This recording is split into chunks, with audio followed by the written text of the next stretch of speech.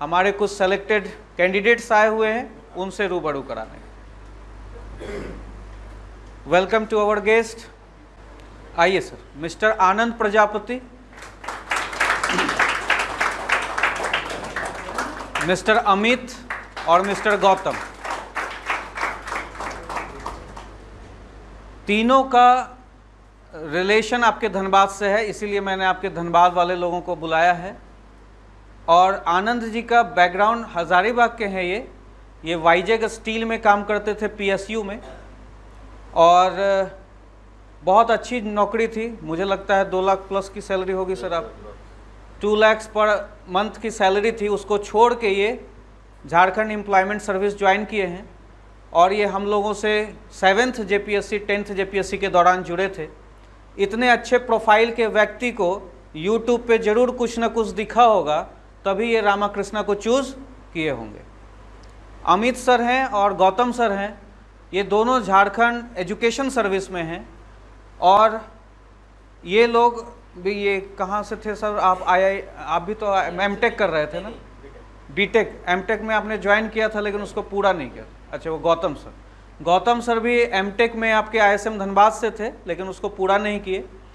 और अमित सर बहुत सालों से आपके इसी धनबाद में कुछ टीचिंग का भी काम किए थे और झारखंड एजुकेशन सर्विस को ज्वाइन किए हुए।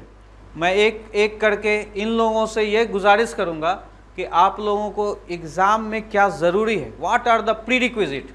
जैसे आप कुछ प्रैक्टिस कर रहे हैं, वो सही है या नहीं, आपके कुछ मिथ को ये तोड़ेंगे, क्योंकि ये लोग उस प्रोसेस से गुजर चुके हैं। आपके उस मिथ को तोड़ेंगे कि जो आप सही कर रहे हैं। आपको घर जाकर सोचना चाहिए कि क्या मैं अगर किसी दूसरे कोचिंग का टेस्ट सीरीज अभी प्रैक्टिस कर रहा हूँ बिना PYQ किए हुए, तो ये मेरे लिए सही होगा या गलत। तो आपको भैया लोग कुछ इस तरह के अपने प्रिपरेशंस के दौरान की चीज़ें बतलाएंगे कि कैसे उनको कब अलर्टनेस आया, क्या किए, अपने लेवल पर प्रिपरेशन कैसे किया, ये बतलाएंगे। तो एक एक करके मैं बोलूँगा। Anand ji. Good morning all of you. Myself Anand Kumar, district employment officer Dhanbad. जैसा कि मेरा ब्रीफ इंट्रो विभात सर ने बताया आप लोगों को, तो आज आप लोग यहाँ तक आए हैं, that means you all are interested for your preparation. तो आगे भी यही रहेगा कि इस तरीके से आप लोग का जो गाइडेंस है, जो मेजर बातें हैं इस प्रिपरेशन को लेते हुए, तो 2-3 चीज़ है कि मैं बताऊंगा पॉइंट्स वाइज क्रिप्स में, कि इसको कभी भी ऐसा सोचिए कि जो भी है, अगर आपको जेपीएससी यूपीएससी की ज़रूरत है, उसे आपकी ज़रूरत नहीं है। तो अगर आप उसके लिए डेडिकेटेड हो, that means you should have ample passion about it. जैसा सर ने बताया भी, मैं अलग भी जॉब्स में था, 8 साल एग्जीक्यूटिव इंजीनियर था स्टील अथॉरिटी में। उसके बाद भी मेरा मोटिवेशन सिविल सर्विसेज में ये था, due to because of the public service nature of this job. तो इसलिए आपका जो पैशन है, आप अभी डिफरेंट जैसा मैं देख पा रहा हूँ एज ग्रुप है आपका, आप ग्रेजुएशन में होंगे या पीजी में होंगे या पास आउट होंगे, डेडिकेटेड आपका तैयारी चल रहा होगा। तो आप कुछ गोल्स टारगेट सेट कीजिए अपने लिए कि हमको एक डायरी बनाइए और उस डायरी में ये मेंटेन कीजिए कि आपका टारगेट क्या है, कौन कौन से एग्ज़ाम्स है। उस बीच में आपका अगर कुछ जो वर्किंग है या फिर जो अभी पढ़ाई कर रहे हैं, तो वो फुल टाइमर तो नहीं है। तो जो फुल टाइमर नहीं है, तो वो अपना एक गोल सेट कर ले कि उनको कैसे वर्क और स्टडी, वर्क लाइफ बैलेंस को देखते हुए एक चार्ट होना चाहिए। वो फेमस कहते हैं कि if you are not planning to fail then you are planning to fail. तो आपका प्लानिंग ज़बरदस्त होना चाहिए, स्ट्रैटेजी होना चाहिए। और इसी क्रम में जैसे प्रीलिम्स में, तो प्रीलिम्स को क्रैक करने के लिए मैंने जो किया था वो ऐसा है, जो मार्केट में जो भी बुक्स हैं, कोचिंग के जो नोट्स हैं, वो कोचिंग के नोट्स रिफाइंड होते हैं। बुक जब भी लिखा जाता है तो लेंथ एंड ब्रेथ सारे डायमेंशन को कवर करते हुए रहता है।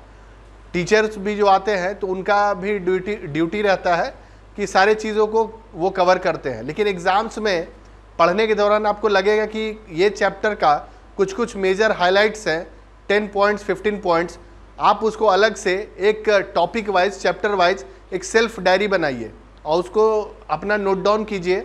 और उसी तरीके से कोचिंग का मटेरियल हो गया, जो रिनॉन्ड बुक्स है झारखंड यूपीएससी में, जिस टॉपिक के लिए, जिस सब्जेक्ट के लिए, तो कुछ कुछ सिलेक्टेड चीज़ें आप अपनी डायरी में उस टॉपिक वाइज लिखिए और उसी टॉपिक में फिर ऐड ऑन कीजिए दूसरे किताबों से भी, तीसरे किताबों से भी। तो एटलीस्ट पीटी में जाने से पहले 4-5 किताब जितने भी मार्केट में हैं उन, क्योंकि हर एक किताब के ऑथर का पॉइंट ऑफ व्यू अलग रहता है, उनका सोच, आइडियाज़ और इंफॉर्मेशन मटेरियल डिफरेंट सोर्सेज से अलग अलग रहता है। तो वो आप उसको कलेक्ट करते हुए एक अपना डायरी जो नोट्स बना रहे हैं, hand notes, and it should be short and crisp, मतलब कोई चैप्टर है तो उसका 1 से 2 पन्ने में आपका जिस्ट आ जाना चाहिए। तो जब at the time of exam क्या होता है, पढ़ते सभी है साल भर, लेकिन डिलीवर करना होता है। तो अगर आपका शॉर्ट एंड क्रिप्स नोट्स नहीं रहेगा तो पढ़ा सब है, यहाँ कोचिंग में सब आएंगे, लेकिन क्या होगा अंतर, आप लास्ट टाइम में रिवीजन नहीं कर पाओगे और वही आपका 5 से 10 प्रश्न कम होगा, गलती होगा, lack of confusion, lack of practice की वजह से आपका सिलेक्शन नहीं होगा। पीटी में सिलेक्शन नहीं होगा तो फिर total case gone, total you are failure. इसलिए पीटी जो है वो सारे स्टेजेस जेपीएससी में इंपॉर्टेंट रखता है, जेपीएससी यूपीएससी में, क्योंकि वो आपका और मेजर जो रिजेक्शन होना है वो पीटी में होना है। तो इसलिए आप उसको सारे सोर्सेज से मैच करते हुए पेपर पढ़िए, जो भी मेन मैगजीन्स है करंट अफेयर्स के, वहाँ से भी इंफॉर्मेशन उठाइए और एक अपना सेल्फ का बनाइए जिसमें सारे चीज़ों को एकत्रित करके संग्रह करके आपने रखा है, और उस तरीके से पीटी में इंश्योर हो जाइए कि पीटी दे के आइए और मार्क्स ऐड कीजिए और उसके बाद छोड़ दिए, उसके बाद मेंस में लग जाइए। मेंस में भी यही है, आपको नॉलेज भी इक्वली इम्पॉर्टेंट है, टाइम भी चाहिए, प्रैक्टिस भी चाहिए, और आपका जो प्रेजेंटेशन है, intro part, body part, conclusion part, it should be all balanced. आपको ऐसा नहीं है कि इंट्रोडक्शन में ही पूरा फोकस कर दिया और लास्ट में, क्योंकि एग्जामिनर है उसका मूड के ऊपर है, या तो इंट्रो पढ़ेगा, कभी उसका मन करेगा कंक्लूजन पढ़ेगा, तो वो एक तरीके से आपको अनुमान लगा लेगा 4-5 प्रश्न पढ़ने के बाद आपका कि ये कैंडिडेट कैसा है, तो उसके बाद इंप्रेशन मार्किंग करते हुए वो जाएगी। तो आपको इक्वली मेंस के लिए आपको कंटेंट भी डेवलप करना है, प्रैक्टिस भी करना है, प्रेजेंटेशन पे भी काम करना है, और कोई भी चीज़ मेंस में या सिविल सर्विसेज में किसी एक ही सब्जेक्ट को लेके बैठ नहीं जाना है, क्योंकि सब पे इक्वली बैलेंस रखना है और उस तरीके से काम करना है। और बाकी इसी दौरान वाइल योर प्रिपरेशन आपका पर्सनालिटी डेवलपमेंट भी होना है, तो उसके लिए कुछ पर्सनालिटी डेवलपमेंट की बुक्स आती है, ग्रेट थिंकर्स की बुक्स आती हैं, वो सब पर्सनालिटी डेवलपमेंट इंटरव्यू के लिए कुछ नहीं होता है।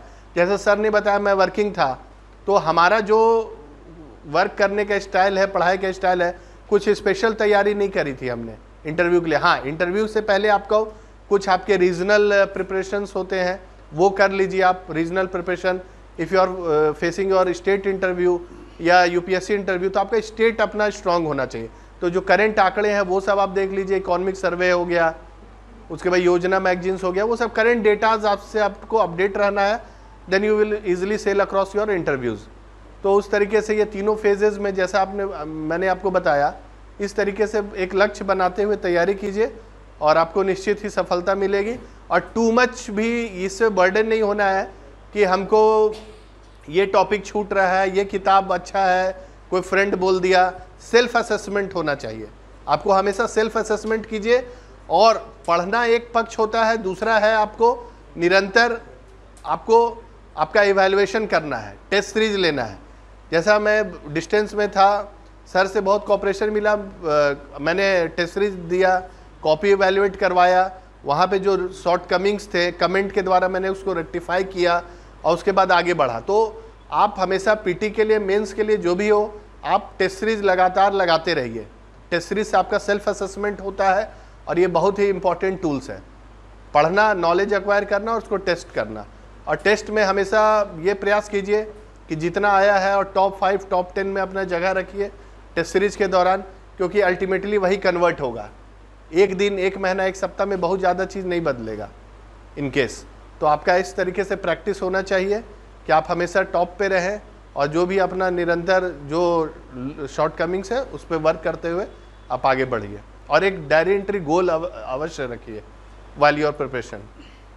ठीक है सर के बात से 2 पॉइंट आप मेरी बातों से रिलेट कर पाएंगे। जो इन्होंने बोला कि इतने सालों से जॉब करने के बाद कुछ ना कुछ इनका क्लियर ऑब्जेक्टिव दिमाग में था कि वाई सिविल सर्विसेज, तभी ये फिर वापस 6th में भी इन्होंने इंटरव्यू दिया था, फिर वहाँ कोई बंदा सक्सेसफुल है, इतना बढ़िया जॉब है, एक इंटरव्यू फेल हो जाने के बाद भी 7th में फिर एग्ज़ाम दे रहा है, फिर इंटरव्यू दे रहा है, इसका मतलब कोई ना कोई मोटिव क्लियर था ना। वही मोटिव इनको लास्ट तक प्रिपरेशन करने के लिए मजबूर करता रहा। तो आपका गोल फिक्स होना चाहिए। फिर एक और पॉइंट टेस्ट सीरीज वाला मैंने जो बात कहा कि अगर आप पढ़ रहे हैं, you are reading a lot, you are not revising, you will not able to recall. और टेस्ट सीरीज देते हैं तो आप अपनी कमियों को जानते हैं, you will able to evaluate your self before UPSC और बिफोर जेपीएससी इवैल्यूएट्स यू। तो आप सबसे पहले अपनी कमियों को जानिए, और अगर टेस्ट सीरीज ज्वाइन किए हैं और वहाँ पर रिमार्क्स नहीं मिल रहे हैं तो आपका हक है कि आप कहिए कि मुझे मेरी गलतियों को ढूंढकर बताया जाए। हेलो, हाँ, तो मैं ये बोलना चाह रहा हूँ कि सोच जो है वो हमेशा बड़ा रखना है। 10th में अगर कुछ अच्छा आया था मेरा, तो मैं अगर उस टाइम कुछ अच्छा सोचता तो मैं भी कहीं और रहता। जैसे मैं एक एग्जांपल दे रहा हूँ, 10th के बाद मैं 12th तो नहीं किया, डिप्लोमा किया, बीटेक किया, एमटेक किया, गेट निकाला, 4-5 गवर्नमेंट जॉब्स निकाले, फिर जेपीएससी निकाला। मैं ये बोलना चाह रहा हूँ, अगर 7-8 साल पहले ही अगर मैं यूपीएससी की तैयारी करता तो शायद यूपीएससी निकाल लेता। मैंने आज तक यूपीएससी दिया ही नहीं। जेपीएससी मैंने एक बार दिया, फर्स्ट अटेम्प्ट में निकला, उसके एई, जेपीएससी का एई है वो निकला, अर्बन डेवलपमेंट निकला, डीआरडीओ का निकला, काफ़ी एग्जाम्स निकला। बट ये है, मैं स्टेज में अपना टारगेट ले रहा था और उसको अचीव करके बढ़ रहा था। मैं वो गलती आप लोग को बता रहा हूँ, वो गलती मत करो। आप लोग एक अच्छा सा, एक बड़ा, मतलब कैपेबल तो सब लोग होते ही हैं, मेहनत के अकॉर्डिंग होते हैं, तो सोच को थोड़ा सा वाइड रखो और अकॉर्डिंगली मेहनत करो। और मुझे 100% भरोसा है कि थोड़ा मेहनत करने से सबका निकलता है।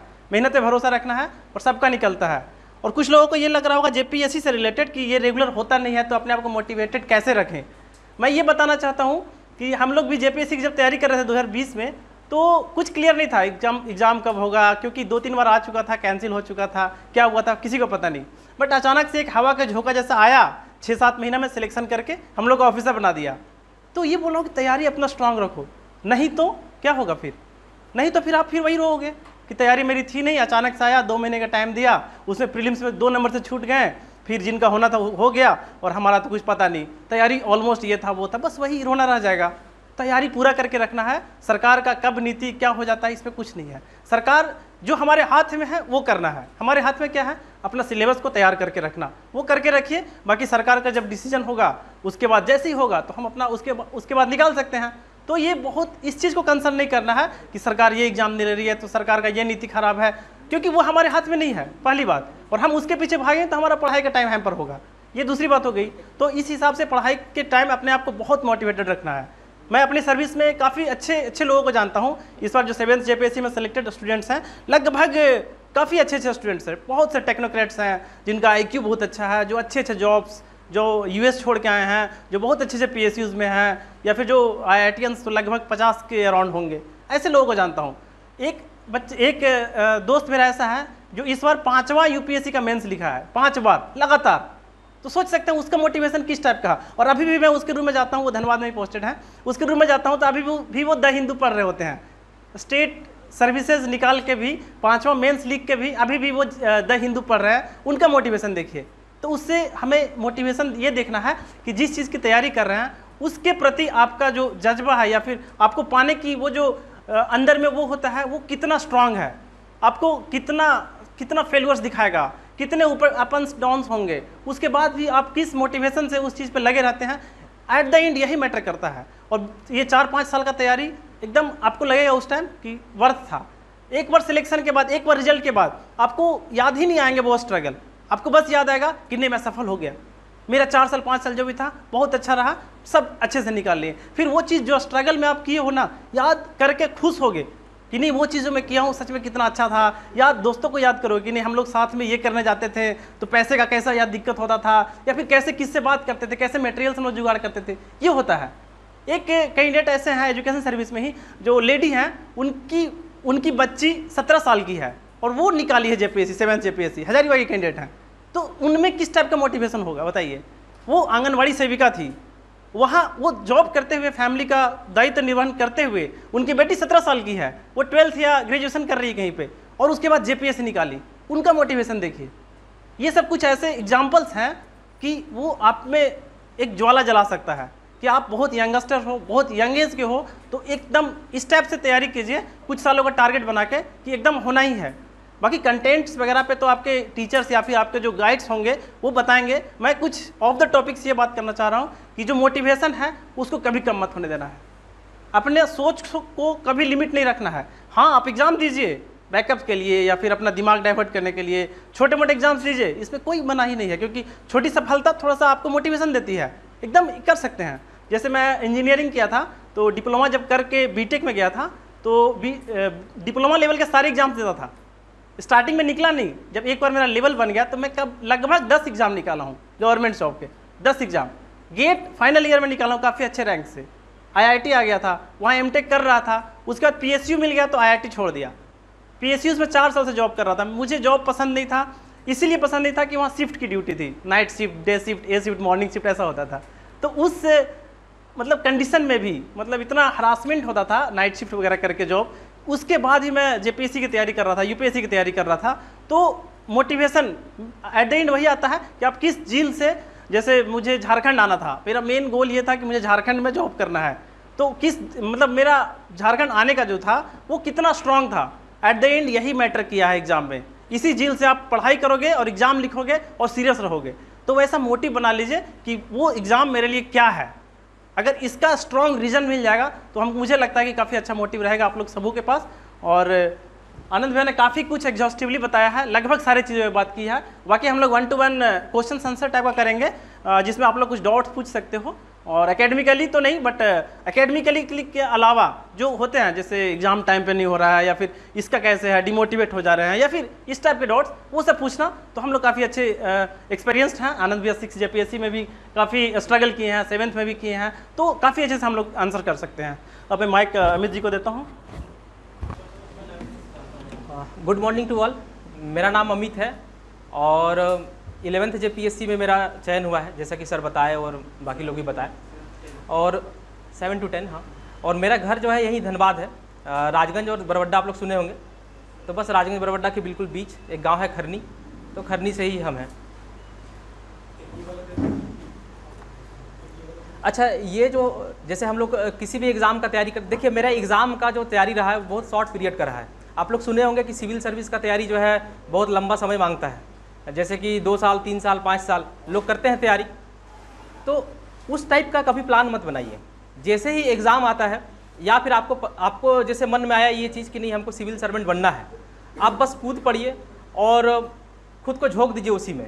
एक तड़प होनी चाहिए, जैसे होता है ना कि मोटिवेशन, अगर आपको हर आधे घंटे में मोटिवेशन चाहिए तो आप लिख के ले लीजिए इस साल आपका सिलेक्शन नहीं हो रहा है। आपकी जो स्थिति है ना वही आपका मोटिवेशन बनना चाहिए। अगर आपको लग रहा है कि आपकी गरीबी है या फिर हर लोगों की अलग अलग प्रकार की समस्याएं हैं, अगर आप अपनी समस्या को ही मोटिवेशन बना लिए तो आपका सिलेक्शन होने से कोई नहीं रोक सकता। 1 से 2 साल, बस 1 से 2 साल अगर आप डेडिकेटेड वे में अगर पढ़ाई कर दिए तो सिलेक्शन हो जाएगा। लेकिन अगर आप सोचते हैं कि नहीं आज जो है 5 घंटा पढ़ेंगे, फिर जाएंगे मूवी भी देखेंगे, फिर सोच रहे हैं कि नहीं खेल भी लेते हैं 2 घंटा, फिर लगता है कि नहीं किसी से बात भी कर लेते, मज़ा आ रहा है बात करने में, तो फिर आप भूल जाइए, सिविल सर्विस फिर नहीं निकलने वाला इतना जल्दी। एक पागलपन, हाँ, एक पागलपन चाहिए बिल्कुल।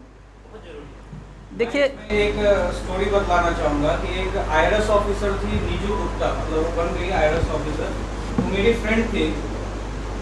तो जब वो तैयारी करती थी तो 22 साल की लड़की थी, तो हम लोगों का सबका उस समय उम्र कम था, तो 22 साल की लड़की थी, तो उसको एक लड़के ने प्रपोज कर दिया, तंग करना शुरू कर दिया।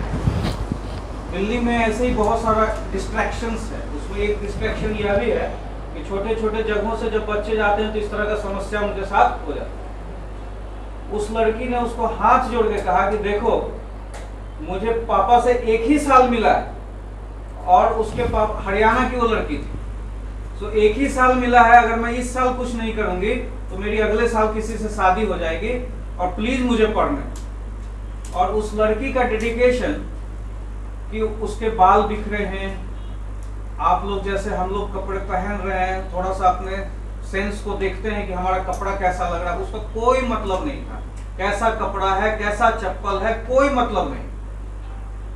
और हम लोग कहते थे कि यार तुम पागल हो जाएगी ऐसे पढ़ते पढ़ते। और वो पागलपन फर्स्ट अटेम्प्ट में 212 रैंक लाकर आईआरएस बने। उसका 1 साल का प्रिपरेशन था, लगातार 2 अटेम्प्ट और दिए आईएएस बनने के लिए, लेकिन एक बार आईपीएस फिर एक बार आईआरएस, मतलब लगातार 3 बार रैंक में आई वो लड़की, और सिर्फ 1 साल का प्रिपरेशन।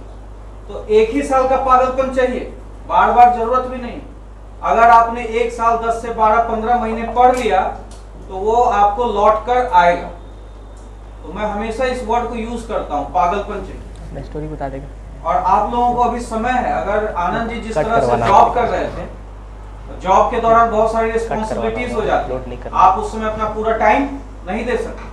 तो जो एक स्टूडेंट अभी तैयारी कर रहा है उसके पास पूरा समय है, तो भाई पढ़ने से बेहतर काम कुछ नहीं, ठीक है। और आप लोग कुछ पूछिए अपने डाउट्स।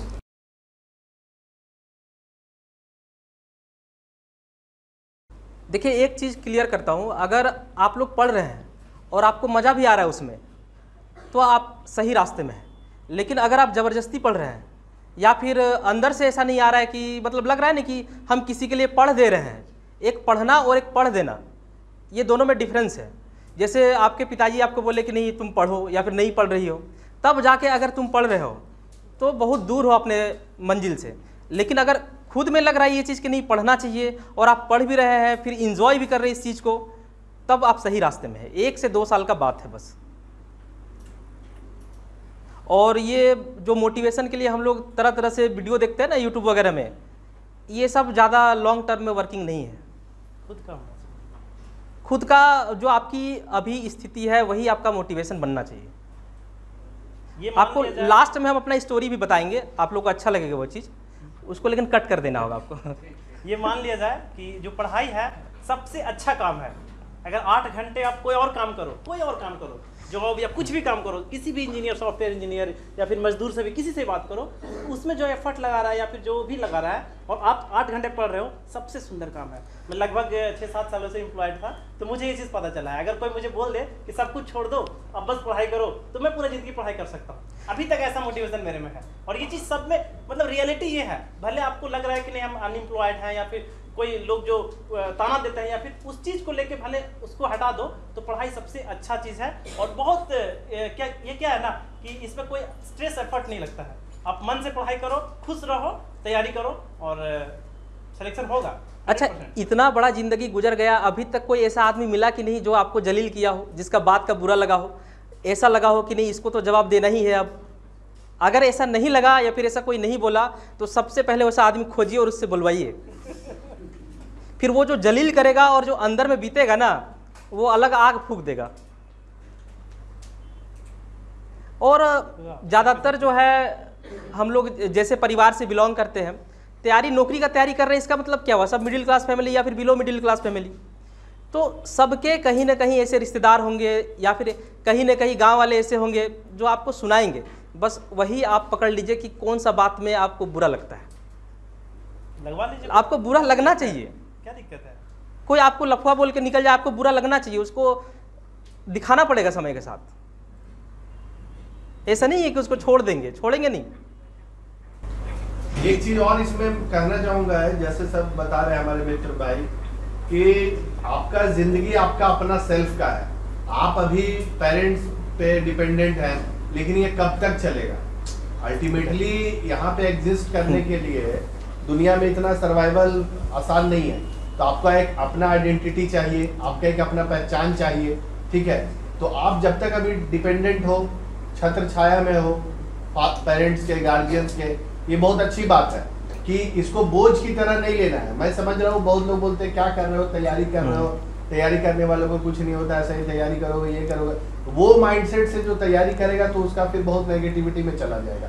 तो बेहतर ये है, जैसा कि आपको फुल टाइम अभी सारे लोग यंगस्टर हैं, तो अभी आपका वर्क यही होना चाहिए, बस नॉलेज एक्वायर करना है। कहाँ से कैसे नॉलेज एक्वायर करना है, अच्छे अच्छे बुक्स पढ़िए। और दूसरी बात इस क्रम में याद आया, आप लोग अपना फ्रेंड सर्कल सही रखिए, क्योंकि फ्रेंड सर्कल ही आपको ऊपर ले जाएगा। अननेसेसरी लोगों से बात नहीं करना है, अननेसेसरी, चाहे वो आपके मेंटर होगा, लग रहा है कि ये मेंटर मेरे लिए सही नहीं है, हमको सही नहीं लग पा रहा है, आप उनको छोड़ दीजिए। आपके फ्रेंड्स के साथ भी वही है, आपके जो रिलेटिव्स भी है उनके साथ भी वही है। तो पीयर ग्रुप्स ऐसा रखिए, दोस्त ऐसे बनाइए, बुक्स हो गया, वैसा वातावरण में बैठिए जो आपको मोटिवेट करे, जो सेल्फ मोटिवेटिंग पीपल्स हो अराउंड। अपने इर्द गिर्द वही लोगों से मिलिए, उठिए, बैठिए। आपका आचरण भी उसी तरीके से होना चाहिए while you are preparing for the civil services। Peer group के बारे में बता दे रहा हूँ, बहुत आगे तक ले जाएगा। आनंद भैया का पीयर ग्रुप 3 लोगों का था, उसमें से 2 जेपीएससी में है। मेरा पीयर ग्रुप 3 लोगों का था, जिसमें एक मैं झारखंड में हूँ और एक वेस्ट बंगाल में रैंक 12 है और एक और तैयारी कर रहा है। तो ऐसा बनाइए कि मतलब एक ही टाइप का मोटिवेशन रहे, मतलब जितना जील उसमें है उतना जील आप में है, वैसा हर चीज़ में कि नहीं थोड़ा सा आज ये करना है तो ऐसा कर लो, ऐसा करना, मतलब उस टाइप का। मेरा भी बस 3 ही दोस्त थे हम लोग। 2 जो है वो ऑलरेडी सेलेक्टेड थे, एक आपका बिजली विभाग में इंजीनियर थे और एक डीएमआरसी में आपका असिस्टेंट इंजीनियर थे। तो मेरा तो सिलेक्शन हुआ नहीं था कहीं। तो जब वो लोग घर आते थे ना, तो हम स्पेशली वो लोग से जाते थे, मिलते थे और बैठते थे, 1 घंटा 2 घंटा बिताते थे। और उस दौरान पता है लगता था ये चीज़ कि हम लोग बस 19.5-20 का ही तो अंतर था, ज़्यादा भी तो अंतर नहीं था। लेकिन ये जो है इतना अच्छा पोस्ट ले लिया और हम नहीं कर पा रहे। और मेरे दोस्त भी काफ़ी हमको मोटिवेट भी करते थे कि अरे हो जाएगा, बस लगे रहो, और सच में हो गया। तो आपका किस तरह का फ्रेंड सर्कल है ये बहुत ज़्यादा मायने रखता है। अब आपको मान लीजिए ऐसा दोस्त बना के रखे जिसको पढ़ाई लिखाई से मतलब ही नहीं है। अगर आप तैयारी कर रहे हैं और तो आपका दोस्त जो है वो पढ़ने लिखने वाला ही होना चाहिए, या फिर जो ऑलरेडी सेलेक्टेड हो कहीं।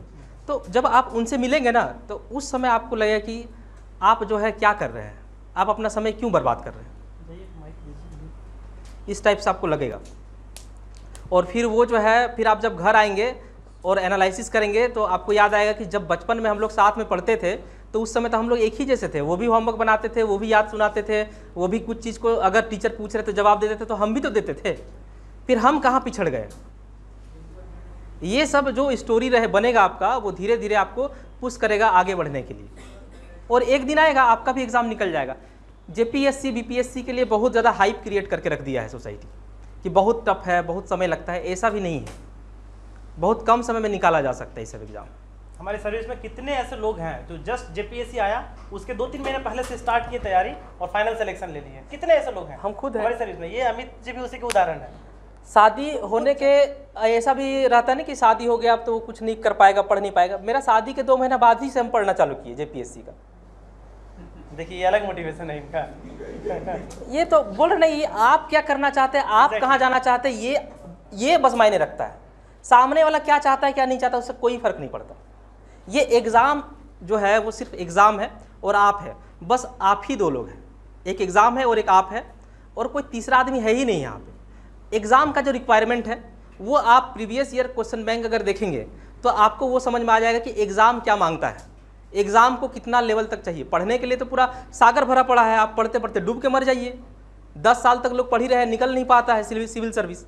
तो आप प्रीवियस ईयर क्वेश्चन को अगर बढ़िया से देखेंगे, जैसे आप जेपीएससी का देख लिए, बीपीएससी का देख लिए, एमपीपीएससी का देख लिए, तो आपको एक ओवरऑल आइडिया हो जाएगा कि स्टेट पीसीएस जो है किस प्रकार का क्वेश्चन पूछता है। और उसके बाद आप यूपीएससी का भी देख लीजिए क्वेश्चन, तो आपको समझ में आ जाएगा कि ये लेवल जो है ये पीसीएस का है और इसके ऊपर जो है वो यूपीएससी का है। तो यहाँ तक नहीं जाना है हमको। अगर आपको सिर्फ पीसीएस निकालना है तो अपना लेवल को यहीं नीचे तक रखिए ना। जो एग्ज़ाम मांग रहा है बस आप वहीं तक तैयारी करिए। ये नहीं कि आप ज़्यादा ज्ञानी बनने के चक्कर में बस पढ़े जा रहे हैं और पढ़े जा रहे हैं, वैसे से एग्ज़ाम नहीं निकलता। आप बहुत नॉलेजेबल हो जाएंगे ज़रूर, और अभी बहुत सारे लोग नॉन सेलेक्टेड लोग के पास भी बहुत नॉलेज होगा, लेकिन वो सिलेक्शन तो नहीं ले पाए ना। ज्ञानी बनने का फेरा मत रहिए अभी, जब तक कि आपका एग्ज़ाम नहीं निकल जाता। एग्ज़ाम निकलने के बाद तरह तरह का नॉवल पढ़िए और भी अपना जो भी सब्जेक्ट आपको अच्छा लगता है वहाँ पे डेप्थ बनाइए। कौन रोका है, पूरा ज़िंदगी तो है पढ़ने के लिए। लेकिन फ़िलहाल जो एग्ज़ाम का रिक्वायरमेंट है आपको सिर्फ वहीं तक आपको खुद को बांध करके रखना है। और ये चीज़ कैसे पता चलेगा, तो आपको प्रीवियस ईयर क्वेश्चन से पता चलेगा। आपके कोई शिक्षक है तो वो बता सकते हैं, या फिर कोई सेलेक्टेड लोग हैं तो वो बता सकते हैं कि कहाँ तक आपको जाना है। जैसे कि स्टेट पीसीएस में आपका बहुत डेप्थ में और बहुत डायनामिक क्वेश्चन नहीं पूछता, स्टेट फॉरवर्ड क्वेश्चन पूछता है। जिस तरह का स्टेट क्या बोलते हैं उसको, यूनिवर्सिटीज़ में जो एग्ज़ाम होता है आपका, तो लगभग वैसे ही क्वेश्चन रहता है। लेकिन इतना हाइप ही क्रिएट कर दिया गया है इसको कि ये है वो है, तो हम लोग उसी में गुमराह हो जाते हैं। वैसा भी नहीं है, नहीं तो हम लोग कैसे निकाल पाते। आप लोग कुछ डाउट से तो पूछ सकते हैं। हाँ डाउट्स पूछिए। हाथ उठाइए अगर किसी को कुछ पूछना है तो, माइक चला जाएगा आपके पास। पूछना है किसी को, कोई अपने प्रिपरेशन से रिलेटेड बहुत सारी क्वेरीज होती है, आप समझने की कोशिश कीजिए, आपके पास है सवाल। हाँ, एक क्वेश्चन तो सबका रहता है कि सर पढ़ने में मन नहीं लगता, तो इसका बस एक लाइन का जवाब है, कोई बात नहीं, आप मत पढ़िए, आपका बगल वाला पढ़ रहा है और उसी का सिलेक्शन होगा। As simple as it is. ये बात भले बुरा लग सकता है लेकिन यही सच्चाई है। आप मत पढ़िए, कौन बोल रहा है आपको पढ़ने? आपका बगल वाला आपसे ज़्यादा पढ़ेगा, ज़्यादा ध्यान देगा, सिलेक्शन उसी का हो जाएगा। आप सिर्फ एक क्वेश्चन का आंसर ढूंढिए कि आपको क्यों पढ़ना चाहिए। अगर कोई पहले से प्रिपरेशन कर रहे हो और इंडिविजुअल सब्जेक्ट को लेकर प्रॉब्लम है कि किसी में मेरा पर्टिकुलर कंटेंट क्या होना चाहिए, ये ज़्यादातर प्रॉब्लम होती है सिविल सर्विसेज के बच्चों को, वो कंटेंट अपना बहुत ज़्यादा बढ़ा लेते हैं। अगर आपको लग रहा है कि हम उसमें कंसिस्टेंट परफॉर्मर नहीं है, हमारा कंटेंट ज़्यादा है कम है, आप इंडिविजुअल सवाल कर सकते हैं। किसी की बुक पे फोकस करना चाहिए या नोट पे फोकस करना चाहिए किसी कोचिंग के? बताएगा कि बताएं? बुक्स पे आनंद भैया करना चाहिए। इसके ठीक है, बताइए ना ऐसे। हो जाएगा। आवाज़ हो जाएगी। इसके लिए मैं अभी जैसे मैंने बताया था कि ये आपका क्वेश्चन कहाँ से आएगा ये किसी को नहीं पता है, लेकिन जो कोचिंग के नोट्स होते हैं, अगर वो एक्सपर्ट टीम है और अच्छा कोचिंग इंस्टीट्यूट है तो सारे चीज़ों का कहाँ से क्या इंपॉर्टेंट फैक्ट्स है वो आपको एक खाना बनाया हुआ मिल जाता है, बस खाना रहता है, बस वही एक कोचिंग इंस्टीट्यूट का रोल यहाँ पे आता है। तो आप बुक्स पढ़ रहे हैं तो वहाँ से 3-4 बुक से जो भी कलेक्शन आप कर रहे हैं, जो मेन पॉइंट्स है, फैक्ट्स है, उसको उठा के आप एक सिविल सर्विसेज के लिए पर्सनलाइज डायरी जरूर बनाएंगे, जैसा मैंने किया। और ये सभी टॉपर्स के जो भी सिलेक्टेड कैंडिडेट है, सब लोग मोर और less 99% they are all following this method only. तो आपका कोचिंग का इंस्टीट्यूट्स है उससे भी पढ़िए, और आपके जो अदर बुक्स है, रिनॉन्ड बुक्स है जो मार्केट में, उसको भी पढ़िए और एक अपना नोट्स बनाते हैं, क्योंकि सारे चीज़ों में, मटेरियल में आपको कुछ ना कुछ अलग मिलेगा। एटलीस्ट 10 या 20% कंटेंट जरूरी मैंने देखा है, महसूस किया, वो अलग रहता है और वही कहीं ना कहीं आपको सिलेक्शन के एज पे ले जाएगा। तो इसलिए आपका दायरा थोड़ा सा बढ़ाना होगा मटेरियल का, क्योंकि अगर आप स्टिक टू एक किताब और कुछ नोट्स पे ही रह जाओगे और अगर कुछ और भी कहीं लिखा हुआ है किसी किताब में तो वो चीज़ें आपको नहीं पता है, तब फिर आप वहाँ पे एग्जाम में पीछे हो जाओगे। इसीलिए मैंने अब बोला है कि एक बार किताब रेफर किए और वहाँ से क्या उठाना है एक सिंगल पेज में नोट डाउन कर लीजिए। बार बार 3-4 किताब में फंसना नहीं है, बस ये कंप्लीट हुआ, दूसरे सोर्स ऑफ मटेरियल में गए, वहाँ से क्या चीज़ नया मिला उसको फिर से पेज में नोट डाउन कर लेना है। एक पन्ने का, 1 से 2 पन्ने का आपका डिफरेंट सोर्स ऑफ मटेरियल से टॉपिक वाइज नोट्स तैयार कीजिए उस तरीके से, तो फिर आपका तैयारी स्मूथ हो जाएगा। और उसी को बार बार रिवीजन करना है। जब भी सुबह उठ रहे हो, आपका जो दिनचर्या है, जब टाइम मिल रहा है, कोई वर्किंग है तो मोबाइल पे, आजकल मोबाइल भी है तो फोटो खींच लिए, तो उस तरीके से एक बार जस्ट गो थ्रू कर लिए कि ये मेजर हाईलाइट्स था। अब वो बार बार जितना आपका फ्रीक्वेंसी रहेगा, आपका रिवीजन फ्रीक्वेंसी, रिकॉल फ्रीक्वेंसी, वही एग्जाम में काम करेगा। इसलिए आपको उस तरीके से वे अप्रोच करते हुए आगे बढ़ना है। अब इसमें एक बहुत बड़ा इंपॉर्टेंट है राइट कंटेंट। बुक्स भी बहुत है और अगर लिखा हुआ है this book is specially for civil services, तो भाई वो यूपीएससी नहीं लिख रहा, वो उस बुक का पब्लिशर लिख रहा है कि this book is specially for civil services. जरूरी नहीं है कि उसका सारा कंटेंट आपके काम का हो। तो राइट कंटेंट बहुत जरूरी है। जैसे मैं इकोनॉमिक्स पढ़ाता हूँ, मैं बच्चों को कहता हूँ कोई बुक्स पढ़ने की जरूरत नहीं। क्यों? क्योंकि मार्केट में जो बुक्स है वो बीए एमए के लिए एकेडमिक्स बुक्स लिखी गई और आपको उसमें बहुत सारा कंटेंट रिलेवेंट नहीं। आप अगर एक मोटा बुक उमा कपिला या मिश्रापुरी, दत्त एंड सुंदरम उठा लेते हो और कोई कह रहा है कि आपको ये पढ़ना चाहिए, उसमें क्या पढ़ना चाहिए वो इम्पोर्टेंट। अगर आप A to Z सारा पढ़ रहे हो तो you will waste your time. उसी में कंसेप्ट की बात है कि हमें कंसेप्ट क्लियर होना चाहिए। तो जैसे मैं स्टार्ट करता हूँ पढ़ाना, 10 लेक्चर में मैंने एनसीईआरटी पढ़ा दिया। अब एनसीईआरटी में अगर पुराने कुछ चीजें हैं, जैसे सब्सिडी दिया हुआ है, सब्सिडी वो 90s का बुक है, वो 90s की सब्सिडी की बात कर रहा है, मैंने उसको अपडेट करके आपको दे दिया। इसका मतलब आपको उसके लिए भटकने की जरूरत नहीं। 10 क्लास में एनसीईआरटी क्लियर है, इसका मतलब बेसिक क्लियर हो गया। आपको एनसीईआरटी बुक्स पढ़ने की जरूरत नहीं है, मैंने आपको कंटेंट जो है अप टू डेट कर दिया। उस नोट्स में बहुत सारे जगह हैं, स्पेस हैं, जहां जो आप समझते हैं उसको खुद पेन से लिख सकते हैं अगर आप इधर उधर से कुछ चीजें पढ़ रहे हैं तो। लेकिन उसके लिए एक सिनॉप्सिस बना लेना है, जैसा भैया कह रहे हैं डायरी बनाने की। उसके बाद कंसेप्ट की बात, अगर इकोनॉमिक्स पढ़ रहे हैं तो इकोनॉमिक्स का कंसेप्ट क्लियर होना चाहिए। क्या है इकोनॉमिक्स, इंडियन इकोनॉमी है क्या, क्या क्या उसका कंटेंट है, सिलेबस क्या है, कोर्स क्या है उसमें है। अगर एग्रीकल्चर, ह्यूमन रिसोर्स कैपिटल से अगर स्टार्ट होता है इकोनॉमिक्स, अगर एक मैं टॉपिक पढ़ रखता हूं, from where economics start, the scarcity of resources, that's why economy, we are reading economy, why? Because of scarcity of resources. तो resources are important, उसमें एक रिसोर्स ह्यूमन रिसोर्स भी है जिसको हम स्किल देने का काम करते हैं। अब यहाँ से हमने शुरुआत कर दिया ह्यूमन रिसोर्स डेवलपमेंट से, रिसोर्स से। उसके बाद आपको एग्रीकल्चर है, इंडस्ट्री है, सर्विस है, इंफ्रास्ट्रक्चर है। उसके बाद आपको इंटरनेशनल में जब आ जाते हैं बाहर, BOP, balance of payment, international economy. उसके बाद आप जब पेपर, न्यूज़पेपर पढ़ते हैं तो यू विल फील कि इकोनॉमी में हो क्या रहा है। अगर इन्फ्लेशन की बात कर रहा है, अगर करंट अकाउंट सरप्लस की बात कर रहा है, तो ये दो कंसेप्ट अगर आपको समझ में नहीं आ रहा है तो आपका इकोनॉमिक्स पढ़ना फिर बेकार है। You understand the Indian economy, what your prime minister is taking decision every day, क्या गॉसिप चल रहा है इंडियन इकोनॉमी के बारे में, उसकी अंडरस्टैंडिंग आपको होनी चाहिए। तो किसी बुक को पढ़ने से अगर ये आ जाता है तो फिर बल्ले बल्ले, कोई बहुत बढ़िया बात। लेकिन आप देखेंगे कि इसकी कमी, तो आपको कंसेप्ट, राइट कंटेंट पकड़ना होगा, एक टीचर से पूछना होगा, ट्रू गाइडेंस लेना होगा जो वो ये बतलाए कि बेटा ये कर लो, और उसके बाद अपना सिनॉप्सिस बना के बार बार उसका रिवीजन करना होगा। अब the best way to evaluate yourself is multiple choice question, previous year question, MCQ के लिए, और आंसर राइटिंग प्रैक्टिस। अगर वो आपसे हो रहा है तो फिर कोई बुक आपको पलटने की जरूरत नहीं हो रहा है तो time to change your content. इसका मतलब जो आपने कंटेंट लिया है आपको डेप्थ में जाना होगा अगर आपको पीवाईक्यू नहीं कर पा रहे हैं। इस तरह से हम अपने कंटेंट को फर्दर इनरिच भी करते हैं। लेकिन शुरुआत में ही बहुत लोगों का ना प्लान बनाएगा, 5 ईयर प्लान, मिश्रापुरी ले लिए, दत्त सुंदरम ले लिए, की कंसेप्ट नया बुक आया वो भी ले लिए, फलाना कोचिंग का भी नोट्स ले लिए, फलाने का भी ले लिए, और फलाने का भी जाके लेके आते हैं। अब 10 मटेरियल अपने पास रख लिए, शुरुआत किए, 5 पन्ना पढ़े, नहीं समझ में आ रहा, फिर बंद करके अपना यूट्यूब में लग गए। Majority of students content collect करते हैं, स्टडी नहीं करते।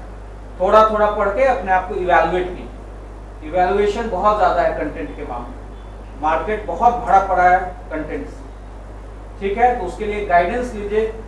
जैसे मेरा इकोनॉमिक्स है तो मुझसे पूछिए कि सर क्या पढ़े इकोनॉमिक्स, किसी कोई साइंस पढ़ाने वाला उससे पूछिए, भाई साइंस में ह्यूमन बॉडी आ रहा है, कोरोना आया, कोरोना से क्वेश्चन आ गया, आपको फिजिक्स केमिस्ट्री पढ़ना नहीं है तो why you will waste your time in physics chemistry 9th 10th 11th 12th। But to understand the newspaper, you need to having a basic knowledge about 9th 10th. भाई मेरे father भी आज newspaper पढ़ रहे हैं, है ना। एक मिनट मैं बता रहा हूँ, मेरे फादर भी आज न्यूज़पेपर पढ़ रहे हैं, और उनसे जाकर पूछो कि आज इकोनॉमी में क्या चल रहा है, साइंस टेक में क्या चल रहा है। आज चंद्रयान गया तो तुमसे चंद्रयान का ही क्वेश्चन पूछेगा। अगर तुमको अमीबा पढ़ा दिया गया है तो अमीबा से अभी तुमको कोई क्वेश्चन नहीं पूछेगा।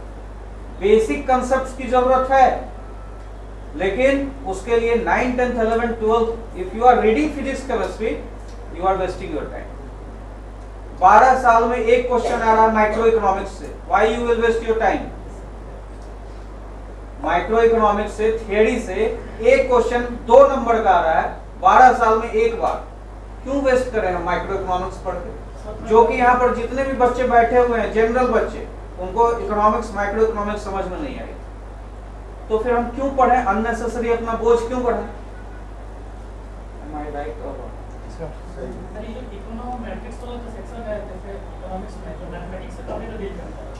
बहुत कम आता है, नहीं आता, ऑलमोस्ट नहीं आता। कौन पढ़ा रहा है तुम्हें और कब से पढ़ रहे हो? नहीं पढ़ो उसको। एक्चुअली एग्जैक्ट वर्ड हम शायद नहीं बोल पा रहे हैं कि क्या है। हम रमेश सिंह का बुक में पहला चैप्टर में पढ़े थे, दूसरा पेज शायद कोना में लिखा हुआ जहाँ पे याद। Econometrics mathematical method of economics होता है। हाँ, मैथमेटिकल मेथड ऑफ इकोनॉमिक्स, और वो कैलकुलेशन वगैरह से डिराइव होता है, जैसे इन्वेस्टमेंट मल्टीप्लायर आप पढ़ रहे हो। तो एक प्रोसेस है इन्वेस्टमेंट मल्टीप्लायर का निकालने का, उसका भी कोई यूज यूपीएससी का है? रमेश सिंह का बुक हम नहीं पढ़े। वो सेक्शन हम नहीं पढ़ते हैं। तो ये जो सेक्शन है, इस सेक्शन में हम लोग बिल्कुल नेगलेक्ट करते हैं क्योंकि बहुत टफ है। और वैसे भी सर इकोनॉमिक्स इतना ज़्यादा जब पढ़ते पढ़ते ही नहीं। एक तो सबसे आसान सब्जेक्ट, बहुत ज़्यादा टफ लगता है हमको। इकोनॉमिक्स में ज़्यादा पढ़े ही नहीं है, सबसे आसान सब्जेक्ट है इकोनॉमिक्स, सबसे आसान, मज़ेदार है। ये डिफरेंट रिसोर्सेज के बारे में इसलिए बोला जाता है ना कि अगर यूपीएससी लिख रहे हैं आप तो टाइम बहुत कम है। अगर किसी टॉपिक पे आपका ये डाइवर्सिफिकेशन है, आपका डिफरेंट डायमेंशंस टच है, तो आप बहुत सुंदर आंसर कम समय में लिख सकते हो। बस यही इसीलिए ऐसा किया जाता है। सिलेबस बदलाओ अगर टफ है। हाँ सर, जैसे तुमने सिलेबस तो देखा होगा ना, सिलेबस बदलाव। पहले एग्जाम पूछ लीजिए, कौन सा एग्जाम का तैयारी कर रहे हो? फंडामेंटल पार्ट है, टॉपिक पैटर्न्स है, उसके बाद आपका बैंकिंग सेक्टर्स है। यूपीएससी के सिलेबस में 3-4 लाइनें लिखी हुई हैं, उसमें से मुझे कंप्रीहेंड करके बताओ। जरूरी नहीं है कि तुम उसके लाइंस को पढ़ो। The most important thing in UPSC, या जो पिछले 3-4 साल से यूपीएससी में क्वेश्चन आ रहा है, वो मुझे बताओ। सर जैसे कि एक आता है आपका थ्योरेटिकल पार्ट से, जैसे आपका एमसीएलआर को लेकर के आया, पीसीआर को लेकर के आया। अब तुम मुझे ये बतलाओ, यूपीएससी का क्वेश्चन देखे हो? हाँ सर, यूपीएससी का क्वेश्चन देखे हो तो एमसीएलआर कब आया बताओ? एमसीएलआर सर बहुत दिन पहले देखे थे, याद इतना मैं बता रहा हूँ, देखो किसी भी चीज के लिए आप अगर यूपीएससी में इकोनॉमिक्स को पढ़ रहे हो तो उसका सब्जेक्ट मैटर जानो कि पढ़ना क्या है। आज की डेट में इकोनॉमी में किस चीज की बात हो रही है ये मुझे बतलाओ, छोड़ो सिलेबस। आज जैसे सर क्रूड ऑयल का बात हो रहा था, उसके बाद इंफ्रास्ट्रक्चर का बात हो रहा था। आपके इकोनॉमी में इम्पोर्टेंट चीजें क्या है आज की डेट में? इकोनॉमिक्स में क्या बातें चल रही है? सर जैसे आपके पास करंट अकाउंट सरप्लस है, करंट अकाउंट सब आपके पास एफडीआई है, आपके पास इन्फ्लेशन कंट्रोल है, इन्फ्लेशन आपके मध्यम उद्योगों के पास रिसोर्सेस हैं। यही सब बात चल रहा है भाई जो मैं बोल रहा हूँ। आपके स्मॉल मीडियम इंटरप्राइजेस के पास रिसोर्सेस हैं, आपका इन्फ्लेशन कंट्रोल्ड है, आपके पास सीएस है, आपके पास एफडीआई है। These are the most important and relevant things which your Prime Minister and Finance Minister is talking about. You need to understand this thing. और जाके सिलेबस देखो, आपका एग्रीकल्चर है, आपका इंफ्रास्ट्रक्चर है, आपका इन्वेस्टमेंट मॉडल्स हैं, these are related to these topics. Agriculture में इन्वेस्टमेंट का प्रॉब्लम है, वहीं आप मध्यम उद्योगों को आप दे नहीं रहे हो पैसे, आप कॉर्पोरेट को लोन वेवर कर रहे हो। These are the topics जो आपके देश में बर्निंग इश्यूज हैं, वही आपके यूपीएससी के सिलेबस में डाला हुआ है। हम एमसीएलआर छोटे छोटे टॉपिक बतला रहे हैं। एमसीएलआर 2016 में आया एमसीएलआर, और वो बैंकिंग को मजबूत बनाने के लिए आया, क्योंकि जो रेट्स पहले चल रहे थे उस रेट से बैंकिंग सेक्टर सब प्राइम लोन बांट रहा, तो बैंक जो था वो प्रॉब्लम में था। इन 2014 bank was at crisis level. आपके प्राइम मिनिस्टर ने जो काला धन लाने के लिए आपको डिमोनेटाइजेशन किया था, तो that step was to save your economy. आपके बैंकों में उस समय पैसे नहीं थे, और दैट्स व्हाई 2016 में एमसीएलआर लाया गया। आपने एक वर्ड पढ़ा, आपके लिए वो प्रॉब्लम बना हुआ है। अगर आप इकोनॉमी को समझ रहे हो तो आपके लिए वो प्रॉब्लम नहीं होगा। इसलिए आप अपने इकोनॉमी को समझने की कोशिश करो। आप पॉलिटी पढ़ रहे हो ना, try to understand polity. What is Indian polity? It's all about parliament and laws. अगर पार्लियामेंट है तभी तो हम पॉलिटी पढ़ रहे हैं। पार्लियामेंट के हैपनिंग्स को आप नहीं देख रहे हो, नहीं समझ रहे हो, और लक्ष्मीकांत को लगे पड़े हो रटने में, तो कभी वो रट के समझ में आने वाला नहीं। You understand what is going on in Rajya Sabha and Lok Sabha TV, क्या चल रहा है वहां, किस आर्टिकल पे बहस हो रहा है, तब जाकर आपको सिलेबस को कंप्रीहेंड कर पाओ। हमेशा प्रैक्टिकल चीजों को रिलेट करके उसको पढ़िए, तभी हो पाएगा। तो सिलेबस पकड़ के नीरस भाव में A to Z पढ़िएगा तो वैसे सिलेक्शन नहीं है। इंटरव्यू में भी वही होता है, प्रीलिम्स में भी, मेंस में भी। जो मेजर हॉट बर्निंग टॉपिक्स है, सर ने जैसा बताया उसी तरीके से चलता है। कोचिंग भी आपको इसी तरीके में वे में गाइडेंस करता है कि आप सही दिशा में जा रहे हो नहीं जा रहे हो। यहाँ पे जो एक्सपर्ट फैकल्टी है वो आपका टाइम जो आपको लगना है सिविल सर्विसेज के लिए कट शॉर्ट बनाने का, उनका यही इतना ही का रोल है। बाकी जो ऐसा हम लोगों ने डिस्कस किया कि जो भी मोटिवेशन पार्ट है पढ़ना आप ही को है, लेकिन एक जो मार्गदर्शन होता है कि this is the right path, वो चीज़ गाइडेंस आपको यहाँ पे आके मिलता है। यही तो बताया जा रहा है कि वो टीएमएच पढ़ना ही नहीं है, दत्त सुंदरम पढ़ना ही नहीं है। अगर आप वो पढ़ रहे हो तो आप अननेसेसरी उलझ रहे हो। आपको इकोनॉमिक पॉलिटी समझना है, इकोनॉमिक पॉलिटी समझने की कोशिश की। जो प्रैक्टिकल हो रहा है वही एग्जाम में आ रहा है। एनालिटिकल बनिए। एग्रीकल्चर पिछले 3 साल से 2 क्वेश्चन पूछ रहा है, पिछले 3 साल। एग्रीकल्चर अब जैसे इम्पोर्टेंट है अभी एग्रीकल्चर। अब जैसे कि जेपीएससी का मेंस में पेपर 2 या 3 है आपका हिस्ट्री और पॉलिटी, हिस्ट्री और ज्योग्राफी। तो हिस्ट्री में आपका 4 सेक्शन दिया हुआ है, एक प्राचीन भारत, मध्यकालीन भारत और आधुनिक भारत और एक झारखंड का हिस्ट्री। यही 4 टॉपिक है। अब क्वेश्चन भी आपका 4 पूछेगा, इन चारों सेगमेंट से एक क्वेश्चन पूछेगा। आपको बनाने हैं बस 2। अब चूंकि ये जेपीएससी है इसलिए आपका सबसे ज़्यादा फोकस जो होना चाहिए वो पार्ट 4 पे होना चाहिए, मतलब झारखंड के इतिहास पे। और रह गया 3 पोर्शन और बच गया, तो आपको तीनों ट्राई नहीं करना, आपको तो बस 1 से 2 क्वेश्चन ये कर लेना है। तो 3 सेगमेंट जो है वहाँ पे, वो 3 सेगमेंट का तैयारी करिए। और अगर आपको लगता है कि आधुनिक भारत बहुत ज़्यादा लेंदी है, छोड़ दीजिए उसको, मैक्सिमम छोड़ दिया है। मेडिएवल का पोर्शन बहुत छोटा था, मेडिएवल किया है, झारखंड स्पेसिफिक किया है। क्यों? क्योंकि झारखंड स्पेसिफिक आंसर लिखते हैं तो जो इवैल्यूएटर होते हैं उनको लगता है कि नहीं ये झारखंड से रिलेटेड कर रहा है तो उसको मार्क्स अच्छे देता है। तो ये बोल के मेडिएवल और ये कर लो पूरा हिस्ट्री कंप्लीट। उसमें तो हम प्राचीन और सिर्फ झारखंड का हिस्ट्री पढ़े थे बस। हाँ पूछिए।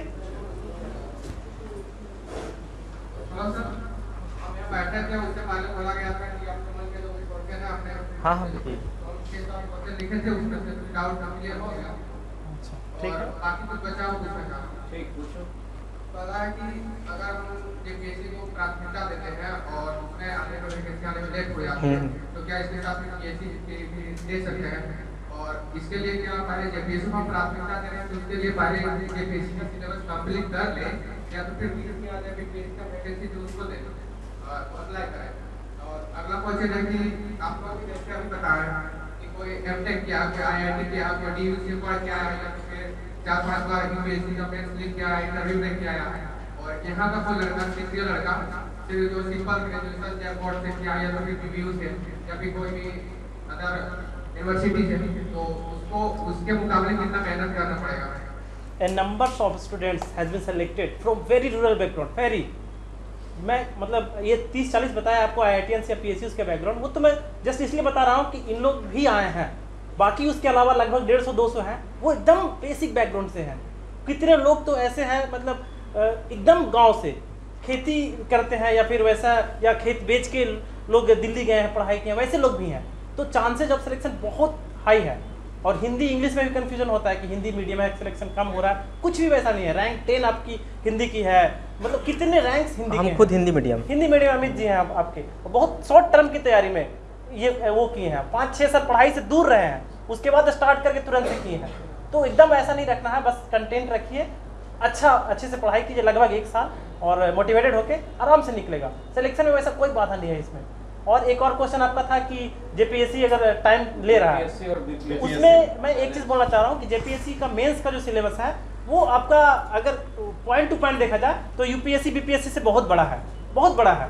तो आप एक बार जेपीएससी मेंस का सिलेबस का शॉर्ट नोट्स या फिर वो बना के रख लीजिए एक बेसिक अंडरस्टैंडिंग के साथ, और उसके बाद आपका जो भी एग्जाम आ रहा है उस पर तैयारी कीजिए। और जेपीएससी प्रीलिम्स ऐसा है कि आप उसको 2 महीने पढ़ के रट के आराम से निकाल सकते हो। तो जैसे ही जेपीएससी आएगा प्रीलिम्स के लिए लग जाइए, मेंस का आपका मटेरियल तैयार है, आपका एक बार गो थ्रू हो चुका है, तो मेंस प्रीलिम्स और मेंस के बीच में 3 महीने का टाइम होगा, तो उसमें आप आराम से रिवीजन करके दे सकते हैं। और जेपीएससी मेंस के साथ सबसे अच्छी बात यह है कि 40 नंबर के क्वेश्चन आते हैं, मोस्टली प्रेडिक्टेबल होते हैं, क्योंकि अगर कोई इकोनॉमिक्स का टॉपिक दिया हुआ है तो उससे 40 नंबर के क्वेश्चन कम ही बनेंगे।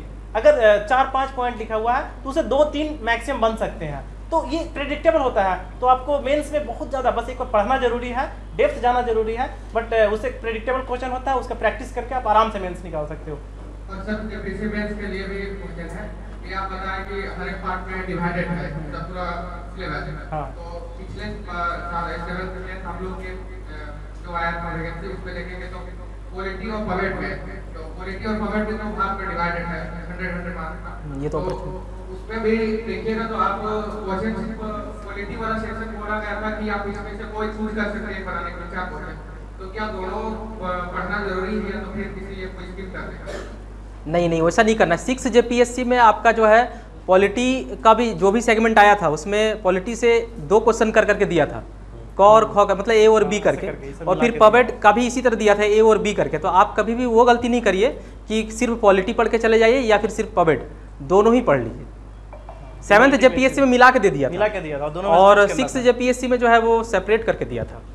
सर आप लोग जैसे बताएं कि स्टेट पीसीएस का लेवल एक अलग होता है और यूपीएससी का लेवल अलग होता है। बिल्कुल। तो अगर यूपीएससी के इस बार पीटी देखें तो इकोनॉमिक्स का क्वेश्चन था 15 या 20 के आसपास, तो उसमें से देखें तो कि उसका क्वेश्चन पूछने का तरीका लगभग था कि यूपीएससी मॉडल पर। तो क्या यही सोच के हम जाना चाहिए कि मॉडल अपना चेंज नहीं करें? तो क्या नहीं, इस बारे में ये है कि पिछले बार जो झारखंड का एग्जाम हुआ था, जो जिसपे हम लोग सेलेक्टेड हुए थे, उसका ये क्वेश्चन था कि 60% मतलब एग्जैक्टली डाटा या फिर रटने वाला क्वेश्चन वैसा था। बाकी 40% है कि अगर आपका दिमाग थोड़ा सा भी इधर उधर हो रहा है या फिर आप पढ़े हैं ओवरव्यू टाइप का, तो आप बना सकते हो। मोस्ट ऑफ द कैंडिडेट्स के 65 से 70 के बीच में सही हुए हैं हमारे। मतलब क्वेश्चन फर्स्ट में अगर कोई देखेगा तो लगेगा कि बहुत टफ है, बट एनालिटिकल था, कुछ कुछ आराम से बन जा रहा था। तो झारखंड का लेवल अब तक तो वैसा ही रहा है। नेक्स्ट बार अगर बीपीएससी वैसा फॉलो किया तो मुझे वैसा उम्मीद नहीं है, तो आप ट्राई कीजिए, थोड़ा एनालिटिकल बनिए और फ्लेक्सिबल रहिए। ऐसा नहीं है कि एकदम हार्ड एंड फास्ट रख दीजिए कि आपको यही करना है। क्यों? क्योंकि झारखंड का जो पार्ट है 100 नंबर, उसमें एनालिटिकल का जरूरत है नहीं। उसमें जो भी सीएनटी एसपीटी से एक्ट से आते हैं या फिर हर एक सेक्शन से डिवाइड है। इस सेक्शन से आपके 2 नंबर के पूछेंगे, आपके बुक्स से 2 नंबर के पूछेंगे, यूनिवर्सिटी से 2 नंबर के पूछेंगे। तो उसमें कोई ऑप्शन जगह ही नहीं है कि वो एनालिटिकल क्वेश्चन पूछेगा। सीधे पूछेगा IIT ISM कब बना है, 1926-25 ऐसा पूछेगा। सीएनटी एक्ट धारा 22 क्या बोलता है, ये इसमें जगह नहीं है। तो झारखंड स्पेसिफिक 100 नंबर तो रेडी हो गया, बाकी 100 नंबर में है तो आप अगर कर रहे हैं थोड़ा सा एनालिटिकल बन जाइए, क्योंकि पैटर्न चेंज हो रहा है। क्या पता झारखंड के जो नए है जिनको कॉन्ट्रैक्ट मिलता है वो थोड़ा एनालिटिकल हो जाए या फिर वो किसी और को मिल जाए जो यूपीएससी को फॉलो कर ले, तो हो सकता है। आप ओवरऑल वाले में थोड़ा सा बन जाइए एनालिटिकल, बट झारखंड वाले में तो आराम से ऐसा बनिए कि 70 नंबर स्कोर कर सकें। ये चीज समझने की कोशिश करो, यू नीड टू कम्पीट, आपको you need to beat your competitors, तो you need to give extra effort on subjects. अगर आप बीपीएससी जेपीएससी को थोड़ा सा साइड करो, आप इकोनॉमिक्स को मजबूत करो, पॉलिटी को मजबूत करो, उसके बाद इंडिविजुअल सब्जेक्ट्स, इंडिविजुअल एग्जाम के सिलेबस को देखो कि मेरा कहाँ कमी रह रहा है। आपको सब्जेक्ट पे पकड़ बनानी। एक बार सब्जेक्ट पकड़ में आ गया, उसके बाद फिर सिलेबस हम देख रहे हैं कि एक्स्ट्रा ये चीजें मेरी छूट रही हैं, तो हम उसको एक्स्ट्रा कर लेंगे। जैसे बीपीएससी जेपीएससी में जेपीएससी लेंदी, तो अगर हम सब्जेक्ट पढ़ रहे हैं, इकोनॉमिक्स पढ़ रहे हैं और कुछ एक्स्ट्रा टॉपिक्स हमारे जेपीएससी में आया तो उसको हम एक्स्ट्रा तैयार करके रख लेंगे। जेपीएससी का मैथ्स का साइंस है कुछ कि अगर उनका पार्ट ए देखेंगे फिजिक्स का, तो उसमें कुछ लिमिटेड दिया हुआ है, जैसे सीजीएस एमजीएस सिस्टम के बारे में दिया हुआ है, और यहाँ पे क्वेश्चन पूछ रहा है 32 नंबर का साइंस है। तो फिर उसके लिए कहाँ से कंटेंट जुगाड़ करें या तो फिर कहीं से लिखे तो उसको बढ़ाया कैसे जाए? उसके लिए मैंने जो तैयारी किया था और जो है सीजीएस सिस्टम एमकेएस, उसमें आप सोचिएगा कि 32 नंबर में आके बहुत लोग, हम लोग साथ भी लगता था कि छोटा छोटा टॉपिक्स है, इसमें कैसे लिखेंगे, लेकिन ज्यादा उसमें लिखने से मतलब नहीं है। आप शॉर्ट लिखिए, जो कहता है एनसीईआरटी का डिफिनेशन है, स्टैंडर्ड बुक्स का डिफिनेशन है, तो साइंस सब्जेक्ट है ना, तो उसमें ज्यादा कहानी स्टोरी लिखने से मार्क्स नहीं मिलेगा। आप जो कंटेंट है उतना ही लिखिए। बायो में फिजिक्स का जो टॉपिक है पार्ट ए, आप उतना एग्जैक्टली लिखिए, मैंने भी लिखा था, उसमें आपको नंबर मिलेगा। और जैसा अभी बताया आपका जो क्वेरी था, उसमें मैं एक ऐड करूंगा जो कि इस एग्जाम निकालने के लिए बहुत ही क्रूशियल है, यह कि जो झारखंड पोर्शन है स्पेशली फॉर प्रीलिम्स, वो 100 मार्क्स का आता है। तो आपका जो सर पेपर 1 या पेपर 2 जो भी है, पेपर 1 झारखंड है, नहीं पेपर 2 झारखंड है। तो पेपर 1 समुद्र है, ठीक है, लेकिन आपको तो सिलेक्शन लेना है, जैसा सर ने भी बताया, कंप्लीट करना है। तो आपका जो पेपर 2 है उसमें बहुत ही ज्यादा कमांड होना चाहिए, क्योंकि वो शॉर्ट है, ठीक है, और उसमें दायरा भी बंधा हुआ है, सीएनटी 5, एसपीटी 5, स्पोर्ट्स का 5 प्रश्न, एनवायरनमेंट का 5 प्रश्न। तो पढ़ना इतना सा है और उसमें 100 मार्क्स का है। तो आपको एग्जाम क्वालिफाई करने के लिए पेपर 2 एकदम फिंगर टिप्स पे होना चाहिए इस तरीके से, और उसमें गलती करने का कोई गुंजाइश नहीं होना चाहिए। मेरा खुद पेपर 2 में लगभग 82-83 मार्क्स लगभग सिलेक्टेड लोगों का पेपर 2 में काफी अच्छे मार्क्स थे। तो पेपर 2 तो आपको पहले प्राइम फोकस में आना है। इंटायर झारखंड के लिए अगर मैं बात करूं जेपीएससी के लिए, तो झारखंड का जो सिलेबस है, लोकल जो स्टेट का सिलेबस है और पीटी के लिए पेपर 2 आपका बहुत ही मजबूत होना चाहिए, मतलब उससे एक भी प्रश्न आपका गलत नहीं होना चाहिए, क्या कि फिर 2, 4, 5, 10 प्रश्न ऐसे होते हैं जो क्वेश्चन जो सेटर होती है, कमिटी होती है, वो उठपटांग भी पूछ देती है। आप जैसा देखे होंगे 2-4 प्रश्न सही होने के बावजूद भी उसको कमिटी द्वारा गलत ठहरा के उनको जांच कर लिया जाता है। तो ये देखिए, आपको वो सब चीजों से भी बचना है, कंट्रोवर्सी का पार्ट नहीं बनना है, तो आपको अपना मार्क्स थोड़ा सा ऊपर बढ़ा के रखना है। इसलिए आपको झारखंड का बहुत ही अच्छा फोकस करना है, और जो आप देखिए उसका सिलेबस में पार्ट ए से कितना बनाना है सवाल, मेंस में पार्ट बी से क्या बनाना है, तो सिलेक्शन कीजिए। क्या पढ़ना तो है ही, लेकिन सारा नहीं पढ़ना है, क्या छोड़ना है वो सभी पहले क्लियर कट होना चाहिए कि अच्छा इसको हम छोड़ देंगे तो भी मेरा काम चला जाएगा, और थोड़ा सा प्लान बी में कुछ एक्स्ट्रा एज लेके आप उसको पढ़ लीजिए। तो ये सब सारा मेन चीज है। और जैसा अभी आप बता रहे थे जेपीएससी बीपीएससी में कंफ्यूजन है कि एग्जाम आ जाता है, तो सारे पहले तो आपको हिस्ट्री, इकोनॉमी, ज्योग्राफी वो पढ़ना है, कॉन्सेप्ट्स पे जाइए, ठीक है, एग्जाम पे मत जाइए। और जब आपका स्टेट का कोई एग्जाम आता है तो मीनवाइल आप ऐसा भी कर सकते हैं, जैसे बिहार में बिहार का पोर्शन पूछता है, झारखंड में झारखंड तो काफी एक पेपर ही है, तो उस तरीके से आप यूपी का दे रहे हैं सपोज, तो यूपी का भी है कि आप मीनवाइल प्रिपरेशन आप कुछ नोट्स बना लीजिए, और जब एग्जाम आया तो 5-10 दिन उसका आप करंट अफेयर्स उठा लीजिए और उसको एड ऑन करते हुए आप उसका एग्जाम देने चले जाएंगे, क्योंकि आपका जो फाउंडेशन है वो तो वही रहेगा, 80-90% सेम चीज रहेगा। और देखिए मैं इसलिए भी बोल रहा हूँ क्योंकि आप ये सब प्रक्रिया कर रहे हैं, तो जितना जो सिलेक्टेड कैंडिडेट है कोई जरूरी नहीं है, इसमें टाइम 2-3 अटेम्प्ट आपका लग सकता है, लेकिन वो गलती आप पहले ही सुधार लेंगे तो उतना अटेम्प्ट नहीं लगेगा आपका।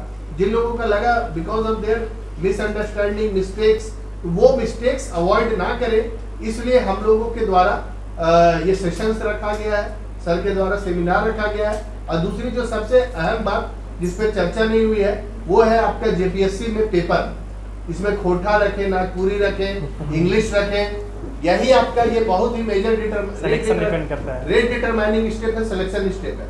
ये झारखंड में देखा गया है कि अभी तक 99% में कोटा जो ऑप्शनल है वो काफी अच्छा रिजल्ट दिया है, वो कभी फेल नहीं हुआ। इस बार थोड़ा नागपुरी का रिजल्ट कम है, नील है, बहुत ही कम है, कोटा ऑल टाइम हिट्स है, ठीक है। तो जो भी क्षेत्रीय धनबाद बोकारो वगैरह में कोटा भी ज्यादा चलता है, तो यहाँ मदर टंग कोटा है बहुत लोगों का, ठीक है। तो आप कोटा एक ले सकते हैं, कोटा में अच्छे मार्क्स आते हैं, तो जिससे कि आपका जीएस सभी लोगों का मोर और लेस सब पढ़ेंगे तो वही लिखेंगे। लेकिन ये जो आपका ऑप्शनल पार्ट है, ये ऑप्शनल पेपर जो है आपका लैंग्वेज पेपर, वो आप रीजनल रखते हो तो अगर आपका उस पर कमांड है, अच्छा है, तो आप उसमें अच्छा स्कोर करके आपको ये सिलेक्शन दिला सकता है, rank you will be the rank holder of this exam, तो इस तरीके से भी दिलवा सकता है। हाँ, लेकिन दूसरी बात है इसमें देखना है कि मेरे को कितना वो सूटेबल है, लेकिन अगर सिलेक्शन पॉइंट ऑफ व्यू से देखें तो वो आपको कोटा अभी तक हमेशा से ऑल्टरनेट्स रहा है। अगर आप यूपीएससी की प्रिपेयर कर रहे हो, if you prepared for UPSC you will automatically get prepared for JPSC and BPSC type of exam. UPSC में 17 सब्जेक्ट पढ़ लिया आपने, और वहाँ डायनामिक क्वेश्चन, और वो भी इतना डायनेमिक प्रैक्टिकल एकदम अप्लाइड चीज पूछ रहा है, इसका मतलब आप सब्जेक्ट एक्सपर्ट बन गए। अब जब भी बीपीएससी देने जा रहे हैं, जेपीएससी देने जा रहे हैं, आपको कुछ एक्स्ट्रा चीजें करनी है। जैसे बीपीएससी में बिहार स्पेशल स्टैटिस्टिक्स पे फोकस करना है, जेपीएससी में आपको लैंग्वेज चूज करना है और झारखंड स्पेशल करना है, तो इसको एक्स्ट्रा प्रिपेयर करके एक महीने में एक्स्ट्रा प्रिपेयर करके रख लीजिए ये चीज, और जैसे एग्जाम आए तो आपका कर देना। मुझे कम लग रहा है अगर, तो आप यूपीएससी के लिए कर रहे हो तो यूपीएससी के चीजों को प्रिपेयर कर दो, 1 महीना जेपीएससी के लिए एक्स्ट्रा चीज दे दो, 1 महीना बीपीएससी के लिए, और कीप रिवाइजिंग और बार-बार इसको रिवीजन करते रहो। ये सब करने में एग्जामिनेशन में सिलेक्शन की प्रोबेबिलिटी बढ़ जाएगी कि जब भी एग्जाम आएगा तो आप यूपीएससी भी दे रहे हो, आप जेपीएससी भी दे रहे हो, आप बीपीएससी भी दे रहे हो। सर, ये झारखंड पीसीएस के लिए इकोनॉमिक्स का देखिए सबसे ज्यादा वेटेज है 2 नंबर का, तो इसके लिए दूसरे सब्जेक्ट में कितना अधिक पढ़ना चाहिए इसको, या तो फिर कैसे पढ़ना? नहीं, हर एक सब्जेक्ट का वेटेज 200 है, लेकिन जेपीएससी में यह है कि इकोनॉमिक्स में कभी भी किसी भी जगह इतना वेटेज नहीं, सिंगल पेपर। लेकिन आप यूपीएससी को भी देखो, मल्टीडिसिप्लिनरी आपको इकोनॉमिक्स हेल्प करता है, वहाँ इंटरनेशनल रिलेशन में भी आप इकोनॉमिक्स डाल सकते हो, इंडियन सोसाइटी, सोशल जस्टिस, ऐसे पेपर में भी आपको इकोनॉमिक्स वहाँ हेल्प करता है। तो वहाँ दिखता है इकोनॉमिक्स 100 नंबर का, लेकिन वो होता है बहुत ज़्यादा इम्पोर्टेंट। मल्टी डिसिप्लिनरी आपको हेल्प करता है। जिसको इकोनॉमिक्स आता है वो कंप्रीहेंड कर सकता है, वो इंटरप्रेट कर सकता है। तो आपको यूपीएससी में बहुत ज़्यादा हेल्पफुल है इकोनॉमिक्स। और यहाँ पर तो स्वाभाविक की बात है कि वेटेज ज़्यादा है जेपीएससी में, तो जो इकोनॉमिक्स अच्छे से किया है उसको यहाँ ज़्यादा नंबर आ जाए। सर क्षेत्रीय भाषा में देखा था कि झारखंड में कि खोरठा ले तो नागपुर ले तो जैसे खोरठा पत्थर रखना चाहते हैं तो उसके लिए अगर रामगढ़ तरफ देखिएगा तो उधर दूसरा थोड़ा चलता है, इधर मैं बताता हूँ उसके बारे में। हजारीबाग में दूसरा चलता है, मैं बताता हूँ, समझ गया। तो ये अभी इसका एक 2-3 क्वेरी है, मैं क्लियर करता हूँ। साइंस एंड टेक्नोलॉजी में एकदम क्लियर रहिए कि आप पॉइंट वाइज आंसर लिखिएगा तो वो एनालिटिकल आंसर नहीं खोजेंगे कोई टीचर, क्योंकि अगर जो चेक कर रहा है वो भी साइंस एंड टेक्नोलॉजी साइंस के हैं और उनको पता है कि साइंस के आंसर कैसे होते हैं। तो बहुत जरूरत नहीं है, बस पॉइंट टू पॉइंट पढ़िए, जो पूछा है वो आंसर दीजिए। अगर 40 मार्क्स का आंसर 3 पेज में लिख रहे हैं तो काफ़ी अच्छे नंबर मिलेंगे। इस बार साइंस एंड टेक्नोलॉजी में 200 में 152 तक आया है, सोच सकते हैं। तो 152 वही लाएगा जो टेक्निकली बहुत स्ट्रांग हो, पॉइंट टू पॉइंट आंसर लिखो। ऐसा नहीं कि राम कहानी लिखना है, 6-7 पेज बनाना है तो नंबर ज़्यादा मिलेंगे। एग्जैक्टली वैसा नहीं होना, क्योंकि एक सौरभ प्रकाश है उसका 148 152 है उसमें, तो काफ़ी वो अपने आंसर के बारे में बता रहा था कि मैं ऐसा लिखा था कि वो तो इंजीनियर था तो उसका फिजिक्स और ये सब काफ़ी अच्छा था। तो बहुत इजीली मतलब बोला पॉइंट टू पॉइंट लिखे हैं, लगभग 24-25 पन्ना में उसका पूरा आंसर भर गया था। उसके बाद भी 148 से 152 नंबर उसका आया था। तो समझ सकते हैं कि आप टॉपिक्स देखिए, ऐसा देखिए कि उस टॉपिक के बारे में आप 3 पेज लिख सकते हैं, उससे ज़्यादा कुछ नहीं है। जैसे हमारे एग्जाम में एक क्वेश्चन आया था कि विटामिन 3 विटामिन के बारे में लिखिए और उससे होने वाले ऐसा कुछ लिखिए। तो आप 3-4 विटामिन तैयार कर लीजिए। ए में ये होता है, उसका ये नाम ये है, और उसका नहीं खाने से ये होता है, खाने से ये होता है, बीमारी ये होता है, और बीमारी का बचाव कैसे होता है। इसको करके 3-4 विटामिन को लिख दीजिए, आपका तैयार हो गया। इसके बाद साइंस एंड टेक्नोलॉजी को जो ये फिजिक्स केमिस्ट्री और बायोलॉजी का पार्ट है 12th क्लास से प्रिपेयर कीजिए। डीएनए स्ट्रक्चर्स वगैरह जो मोस्टली बायोलॉजी जिनका बैकग्राउंड नहीं होगा उनको बहुत दिक्कत होता होगा। जैसे मुझे आज तक मैं डीएनए स्ट्रक्चर या फिर जो ये है ना हेलिकल, बस यही सुना था कि ये डबल हेलिकल होता है, इससे ज़्यादा कुछ नहीं पता था। बट एग्जाम में क्वेश्चन आया और मैंने बहुत अच्छे से उसको बनाया। और ये 12th क्लास की जो बायोलॉजी है उसका कोई यूट्यूब पे मैं देखा था, काफ़ी अच्छा सीरीज चलाई थी, कोई एक लेडी थी, तो उसके लेक्चर्स देख के 12th क्लास की बायोलॉजी को टॉपिक वाइज प्रिपेयर कर लिया था। मुझे लगता है 10 दिन 15 दिन से ज़्यादा नहीं लगा पूरा साइंस प्रिपेयर करने में। और जो हमारे साइंस का 5वां पार्ट है जो इंटरनेशनली बताता है न्यूक्लियर का डील, ये सब बस टॉपिक वाइज प्रिपेयर कीजिए कि किसी टॉपिक पे आप 3 पेज लिख सकते हो। उसका 2-3 डायमेंशन, एडवांटेज डिसएडवांटेज, कब हुआ, कैसे हुआ, इंडिया का क्या रोल है, बस वैसा वो सब कर लीजिए तो बहुत इजीली साइंस और टेक्नोलॉजी को कवर अप कर सकते हैं। और लैंग्वेज की जहाँ तक बात रही तो मैं ये इंग्लिश लैंग्वेज से था, मेरा जो एक लैंग्वेज पेपर था वो इंग्लिश था, और मुझे ऐसा लगता है कि मैं इंग्लिश लेके थोड़ा कम मार्क्स स्कोर कर पाया। लगभग मेरे 70 मार्क्स थे। और मेरे जितने फ्रेंड्स थे खोरठा लिए थे। फ्रेंड्स क्या मतलब, जब मैं जेपीएससी की तैयारी कर रहा था तो मतलब कोई दोस्त नहीं थे मेरे, क्योंकि मैं विशाखापट्टनम में था तो मुझे कोई गाइडेंस भी नहीं मिला।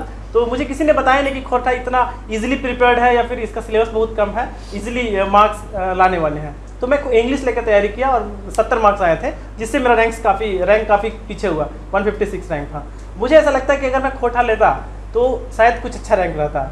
और इसके बारे में मैं ये चीज़ बताना चाहता हूँ कि खोरठा जो लैंग्वेज है इसका सिलेबस बहुत लिमिटेड है। अगर इंग्लिश में आप राइटर में 15-20 राइटर का जीवनी पढ़ रहे हो, उसके बुक्स पढ़ रहे हो, और उसका जो डेवलपमेंट है 4वीं-5वीं सेंचुरी से, इवन एडी से भी कुछ वैसा है, तो वहाँ से आप उसका हिस्ट्री पढ़ रहे हो, कितने काल हुए वो सब पढ़ रहे हो, तो उससे ज़्यादा अच्छा है कि खोरठा पढ़ो। खोरठा में मतलब बहुत ज़्यादा नहीं, 5-6 राइटर्स मिलेंगे, उनके गिने चुने बुक्स हैं, और वही राइटर हैं जो अभी हैं ये सिनेरियो में हैं खोरठा के।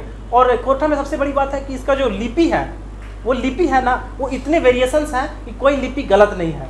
तो अगर आप, जैसा आपका क्वेश्चन था कि इस रीजन में अलग बोला जाता है, हमारे रीजन में अलग बोला जाता है, तो उससे कोई मतलब नहीं है। कोई आप जो लिखोगे खोरठा में, खोरठा प्रतीत होना चाहिए, बहुत ज़्यादा गलत कोई नहीं कर सकता है। इसीलिए खोरठा में ज़्यादा मार्क्स आने का चांस है। इसीलिए जो नॉन खोरठा स्पीकिंग है ना, वो भी लेके 15-20 दिन में तैयारी करके लगभग 150 में 100 नंबर ला रहे हैं। इस चीज़ को मान लीजिए, नॉन खोरठा स्पीकिंग, वो भी इवन बिहार का एक लड़का हमारे प्रोबेशन सर्विस में है, वो मिथिला स्पीकिंग है, 6 जेपीएससी दिया था अजय जी, हम लोग का 6 जेपीएससी में दिया था, और इस बार खोरठा लिया, बोला 15-20 दिन का कुछ किए हम, और आराम से लगभग 95 नंबर लेके सिलेक्शन ले लिया है। तो इस चीज़ को मानिए कि सिलेक्शन रेशियो इतना ज़्यादा क्यों है, क्योंकि सिलेबस लिमिटेड है, इसका जो डेवलपमेंट हुआ वो लिमिटेड है, और प्लस में इसका जो लिपि है वो कहीं से गलत नहीं कोई कर सकता है। जो चेक करेगा वो भी गलत करने से पहले सोचेगा। तो इस चीज़ को मान लीजिए कि खोरठा अभी तक का हम लोग के हिसाब से सजेस्टिव है, बाकी आप खुद का कॉन्फिडेंस देखिए। क्यों? क्योंकि इसमें लिखना भी पड़ता है। JSSC वगैरह एग्जाम में खोरठा लेके ऑब्जेक्टिव्स हो जाएगा तो वो कोई कर सकता है, बट इसमें लिखना पड़ सकता है। अगर एकदम नेगेटिव है खोरठा के लिए आप कि हमनी जाई थी और ये भी नहीं लिख सकते हैं, एकदम हिंदी लिखा जाएगा कि हम जा रहे हैं, तो एकदम मत लीजिए, क्योंकि वहाँ आपको निबंध लिखने आएगा 150 वर्ड में प्रॉपर खोरठा लिखना है, उसके लिए प्रैक्टिस करना पड़ेगा। तो थोड़ा सा एक पॉजिटिव वाइब ला के अब पढ़िए, 5 दिन पढ़िए, 10 दिन पढ़िए, थोड़ा लिखने का ट्राई कीजिए खुद से कि हम कोचिंग गए, ऐसा लगा, हम ये पढ़ रहे हैं, उसको खोरठा में लिखने का ट्राई कीजिए, देखिए कहाँ तक इंप्रूवमेंट होता है, फिर डिसीजन लीजिए। एकदम फ्री है, कोई दिक्कत नहीं है। Hope it's clears. और कुछ पॉइंट्स में उसका डाउट था? क्लियर है सारा? JPSC के बारे में मुझे लगता है काफ़ी बातें हो गई है।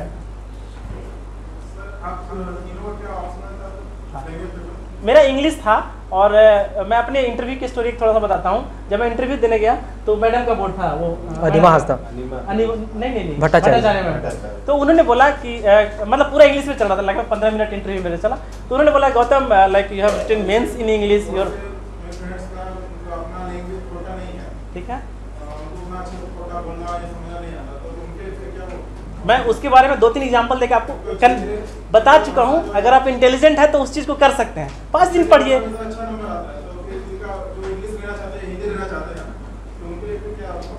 कोई दिक्कत नहीं। मैं इंग्लिश से किया हूँ ना, अभी क्वालिफाइड हूँ। हाँ, मैं इंग्लिश से हूँ और अब क्वालिफाइड हूँ। इवन 70 मार्क्स हैं मेरे, GS में ज़्यादा होंगे। आपको कहीं ना कहीं सेक्रीफाइस करना पड़ सकता है। क्यों? क्योंकि मैं इंग्लिश पे बहुत टाइम दिया हूँ, लगभग 2 महीने पढ़ा था, उसके बाद भी 70 मार्क्स लाया, तो कहीं ना कहीं डिमोटिवेटिंग है। तो मैं ये सजेस्टिव दे सकता हूँ। इंटेलिजेंट है तो समझ गए होंगे कि खोरठा पढ़ना स्टार्ट कीजिए, 5-10 दिन अपने आप को जज कीजिए। बहुत सिलेबस है नहीं, अगर लगता है तो खोरठा लीजिए, नहीं तो फिर आप कन्वेंशनल इंग्लिश में आइए, हिंदी में आइए। आपसे नहीं हो सकता है तब तो आपके पास ऑप्शन ही नहीं। इन्होंने भी इंग्लिश में 70 स्कोर करके रिजल्ट लिया, तो you need to work hard in other subject. आप ये मान के चलिए कि मुझे 30 नंबर कहीं और लाना है, 70 नंबर अगर देगा तो 30 नंबर कहीं ना कहीं और लाऊंगा कंपटीशन मारने के। उससे पहले एक सेफ साइड ये है कि आप उसको ट्राई करके देखिए, अगर हो जा रहा है तो उसको करिए, वो आसानी से। मेरे सामने बहुत एग्जाम्पल है। Shri Ram college of commerce का लड़का जो अभी डिप्टी SP बना है, हम लोगों से ऑनलाइन जुड़ा हुआ था, वो थ्रू आउट इंग्लिश मीडियम का लड़का था। उसने 15-20 दिन में पढ़ के 90 नंबर लिया। एग्जैक्टली, हो सकता है। तो और ऐसा नहीं है कि उसको हिंदी भी, इंग्लिश मीडियम थ्रू आउट है, बहुत ज्यादा हिंदी पे भी पकड़। इंटरव्यू में मैं बता रहा हूँ कैसे इंक्लाइंड है झारखंड, खोरठा या फिर नागपुरी के लिए। मैडम पूछी कि you have written your mains in English, you have chosen that like ये language subject English, so you are giving interview in English, so do you know your local language from where you belong. तो madam ने ऐसा बोला, तो मैंने बोला कि madam yes I can speak, तो which language do you speak in your hometown. तो मैं बोला कि मैम मगही और खोरठा का मिक्स है। तो मैं हिंदी में वहाँ से स्टार्ट हुआ थोड़ा सा, तो मैंने बोल के दिखाओ झारखंड के बारे में खोरठा में। तो मतलब फिर मैं कैसे बोलूँ, वो इंटरव्यू का वो बहुत वो था। तो मैं ये बता रहा हूँ कि मेरा सब कुछ इंग्लिश में था। ये मेंस लिखा था इंग्लिश में, लैंग्वेज इंग्लिश था, इंटरव्यू मीडियम इंग्लिश था, फिर भी मैडम खोरठा में मुझे बोलने बोली और मैं खोरठा में बोला। तो ये आप देखिए इंक्लिनेशन कहाँ से कहाँ शिफ्ट हो रहा है। तो मैं ये बताना चाह रहा हूँ कि एज क्यों मिलता है। झारखंड है ना, यहाँ के लोकल लैंग्वेज का या फिर संस्कृति का तो एज मिलना ही चाहिए, और मिल रहा है, तो कोई दिक्कत नहीं है। मैंने खोरठा में काफ़ी अच्छे से बताया कि हमारे झारखंड में जो भी मेरा टूटा फूटा था, मगही मिक्स है, हमारे झारखंड में ये हो, हमारा ऐसे हो। उसके बाद इंग्लिश में भी काफ़ी देर बात हुई, काफ़ी अच्छा इंटरव्यू एक्सपीरियंस रहा। तो मैं ये नहीं बोल रहा हूँ कि खोरठा ही लो तभी सिलेक्शन होगा, बट ये है कि खोरठा लेने से आपका 3-4 पॉइंट्स है, उससे एज मिल सकता है।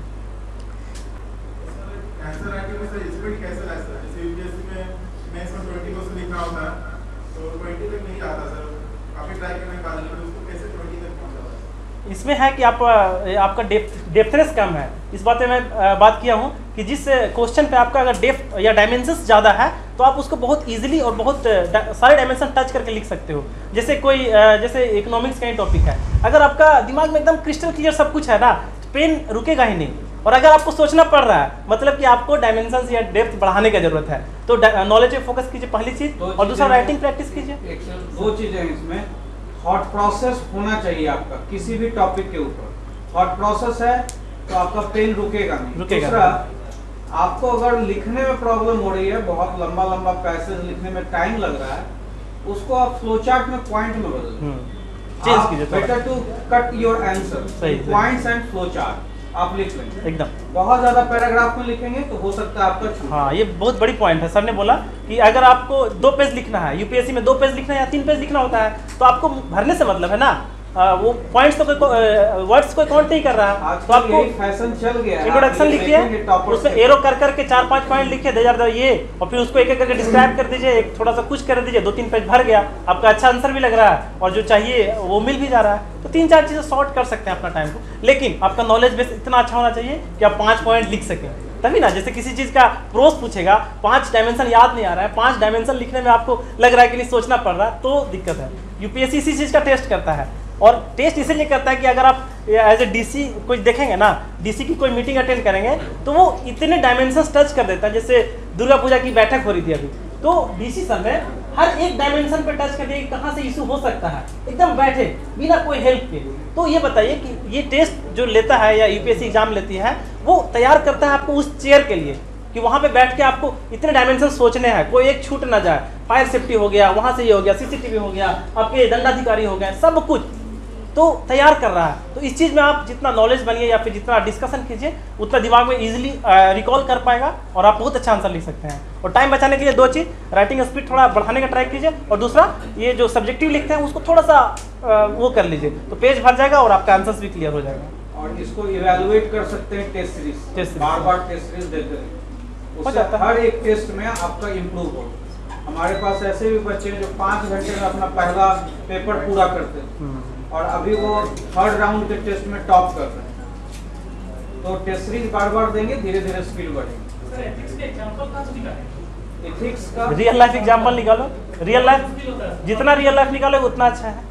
रियल लाइफ निकालो, ये बहुत सारे स्टैंडर्ड बुक्स भी आते हैं ठीक है, जिसमें नहीं केस स्टडी वगैरह का मुझे भी लगता है वर्णन कि रहता रियल है। लाइफ निकालना चाहिए ये रियल लाइफ खुद से वाला जो घटना ज़्यादा- घटा है या फिर गांव से बिलोंग करते हो तो वो निकालो ना, बेटर रहेगा। और उसके लिए तुम आसपास का घटना देखो या फिर जो भी एग्जाम्पल चल रहा है, जैसे अभी 10 घटना हुआ है इंडिया लेवल पे जो सच में मतलब मैटर ऑफ कंसर्न है, तो उस चीज़ को ऐड करना है।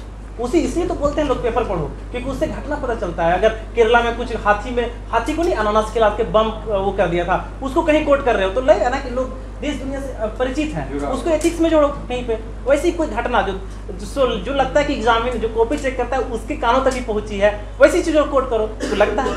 अल्टीमेटली क्या करना है, उसको बताना है ना कि नहीं हम देखे हैं, हम पढ़े हैं या फिर हम जानते हैं, बस वही करना है।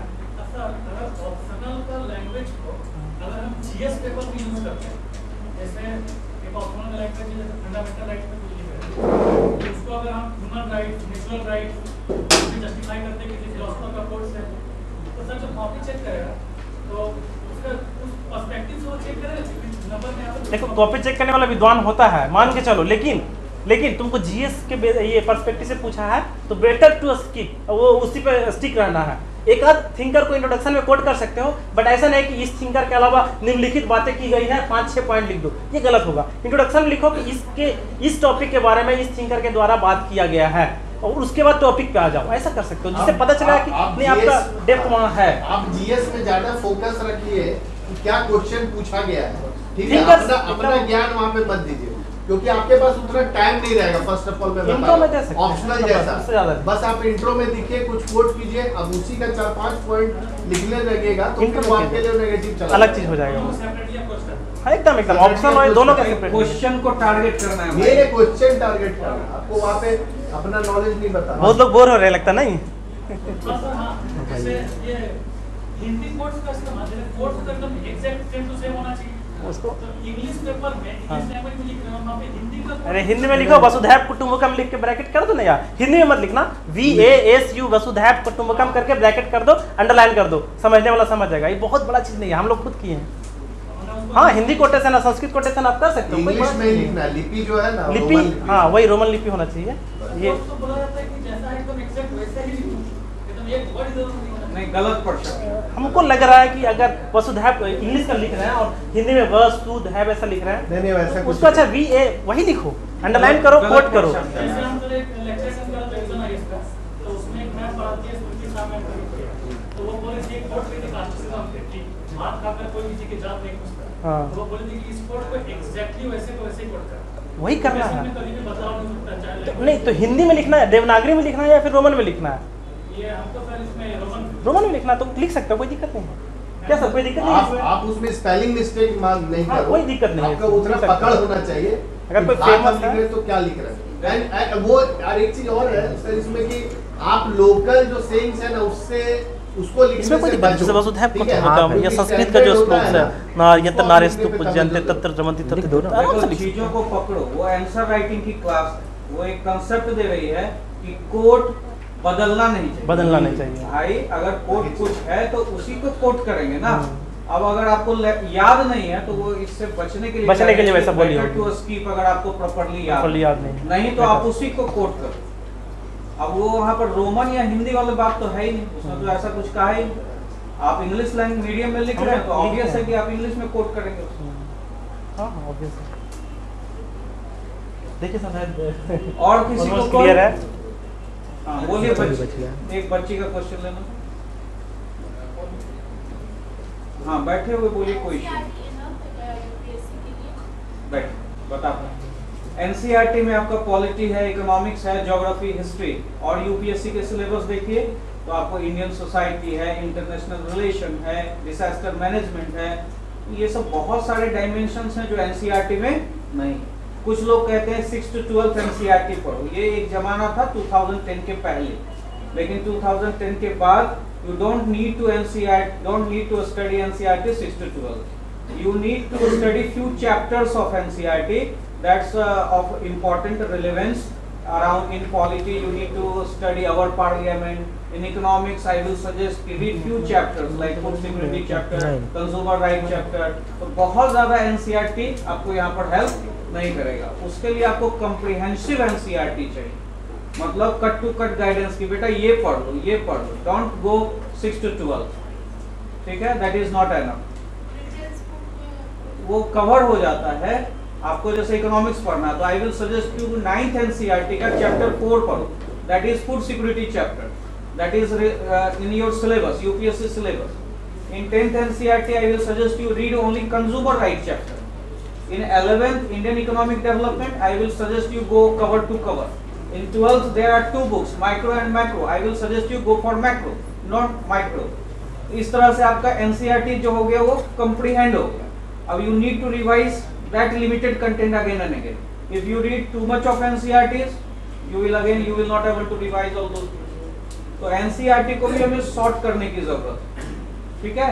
और उसके अलावा चूंकि बहुत ज्यादा चीजें हैं, जैसे इंटरनेशनल रिलेशन कहाँ है NCERT, डिजास्टर मैनेजमेंट कहाँ है NCERT, तो उसके लिए तो हमें अलग से पढ़ना ही पड़ेगा। बहुत बच्चे जो 6 to 12 एनसीईआरटी में लग जाते हैं, 6 to 12 तो आप पढ़ कर आए हैं। अगर आप किसी अच्छे कोचिंग को ज्वाइन करते हैं तो वो कट टू कट आपको एनसीईआरटी का कॉम्प्रिहेंसिवनेस दे देगा, है ना। सो वेस्ट नहीं करना चाहिए टाइम एनसीईआरटी।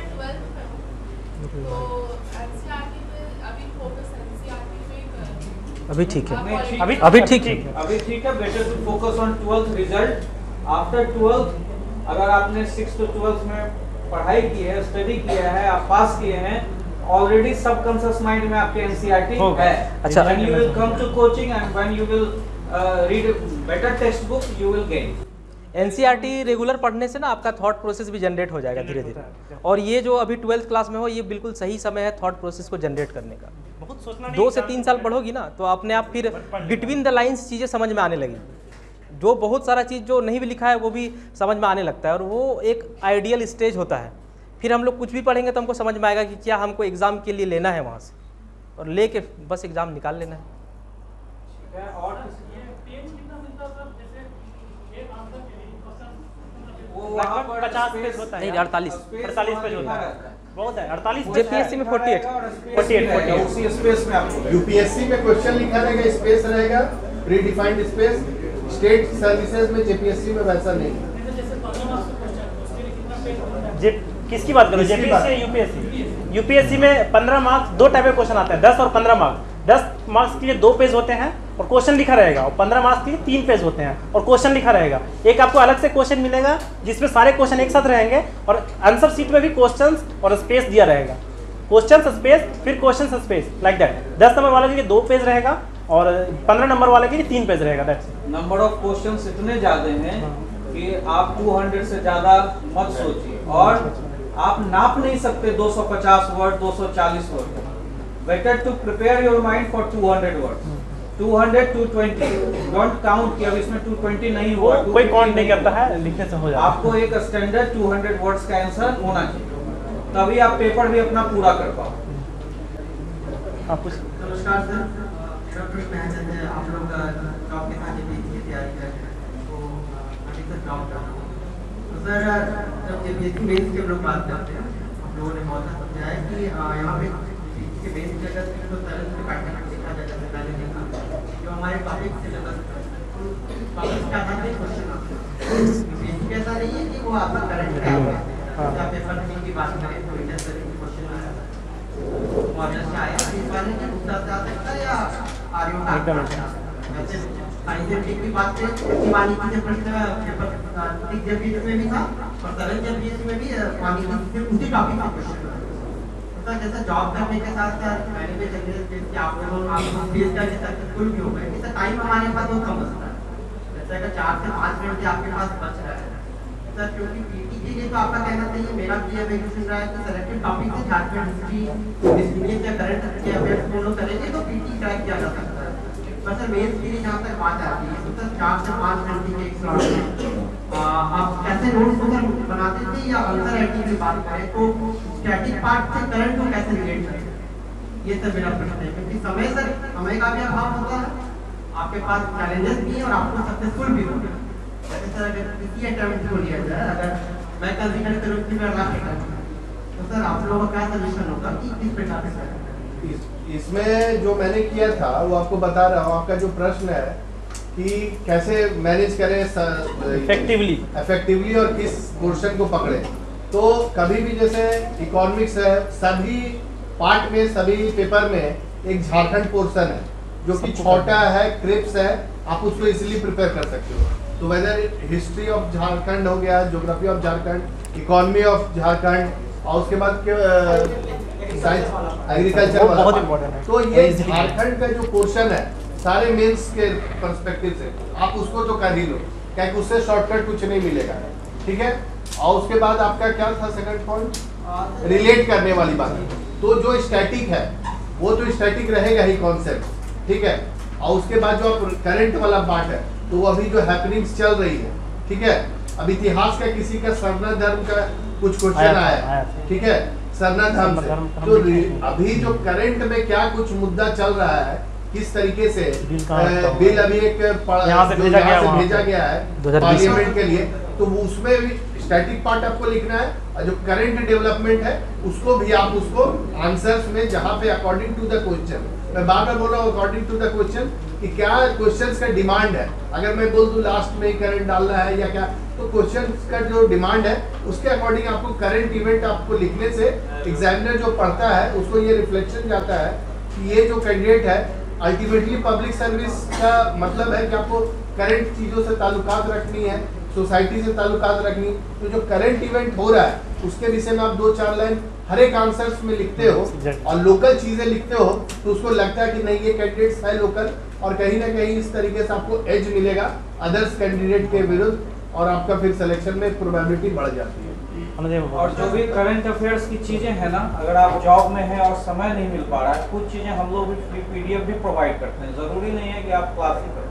इसके बारे में थोड़ा सा मैं बता रहा हूँ, पिछले वर्ष आपका आदि थोड़ा सा किसी से याद है आपने जो लेक्चर लिया, थोड़ा सा इसमें मेरा काफी शॉर्ट टाइम पे प्रिपेयर हो गया। जैसे इकोनॉमिक्स हो गया, उसका 30-40 डाटाज है मोस्टली इंडिया से रिलेटेड, झारखंड से रिलेटेड, इंडिया कहाँ स्टैंड कर रहा है, झारखंड का नंबर क्या है या फिर ये, वो सबको लिख लीजिए और कोई ना कोई आंसर में तो वो यूज हो ही जाता है। मैंने वही किया, जैसे एक ज्योग्राफी में क्वेश्चन था डेजर्टिफिकेशन से लिखे, तो डेजर्टिफिकेशन में कोई लास्ट ये कब हुआ था, वर्ल्ड लेवल पे जो समिट होता है, या फिर कहाँ प्रस्ताव हुआ था वो लिख लिया था, इंडिया का क्या पोजीशन है, कितना % ऑफ द लैंड ये है वो लिख दिया था। फर्स्ट में इंट्रोडक्शन में वही डालता था मैं कि डेजर्टिफिकेशन अगर क्वेश्चन आ रहा है तो पहला इंट्रोडक्शन वहीं से स्टार्ट होता था, तो वो हो गया हमारा अपडेट, वो मतलब करेंट से इसको वो कर लिए।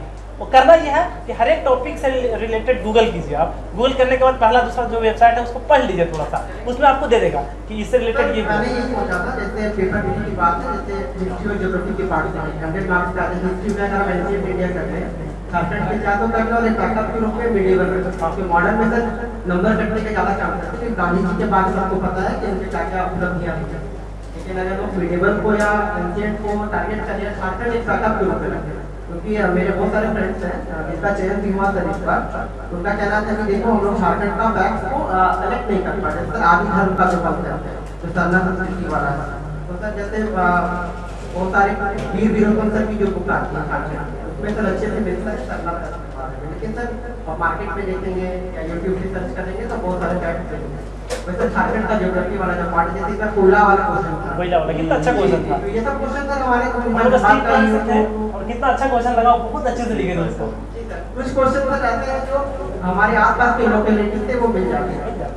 तो मेरे का सर मुझे यही लगा कि डाटा कलेक्ट कीजिए, आपको मेहनत करना पड़ेगा, हर एक टॉपिक से रिलेटेड वो लिखा हुआ है उसमें, स्टील सेक्टर एंड इसका ये, तो आप स्टील के बारे में देख लीजिए कि कितना मिलियन टन का प्रोडक्शन इंडिया में है, वर्ल्ड में कितना 50% चाइना कर रहा है, तो इसलिए चाइना स्टील डंप कर रहा है, हमारे प्राइसेस हो रहे हैं, ये साइक्लिक इंडस्ट्री है, बहुत सारे पॉइंट है उसमें, उसका रॉ मटेरियल्स जो है। एलिमिनेशन वाला जो मैटर है, जैसे मैं समझता हूं कि आप लोग उसी हिसाब से तैयारी करें, जैसे ये क्वेश्चन करके जाते हैं तो ये इसको छोड़ देते हैं, हो सकता है बैकअप में रख के जाइए, बैकअप में रख के जाइए हमेशा, जिससे 4 क्वेश्चन आने हैं और 5-6 क्वेश्चन है तो 4 की जगह 5 को तैयार करके जाइए।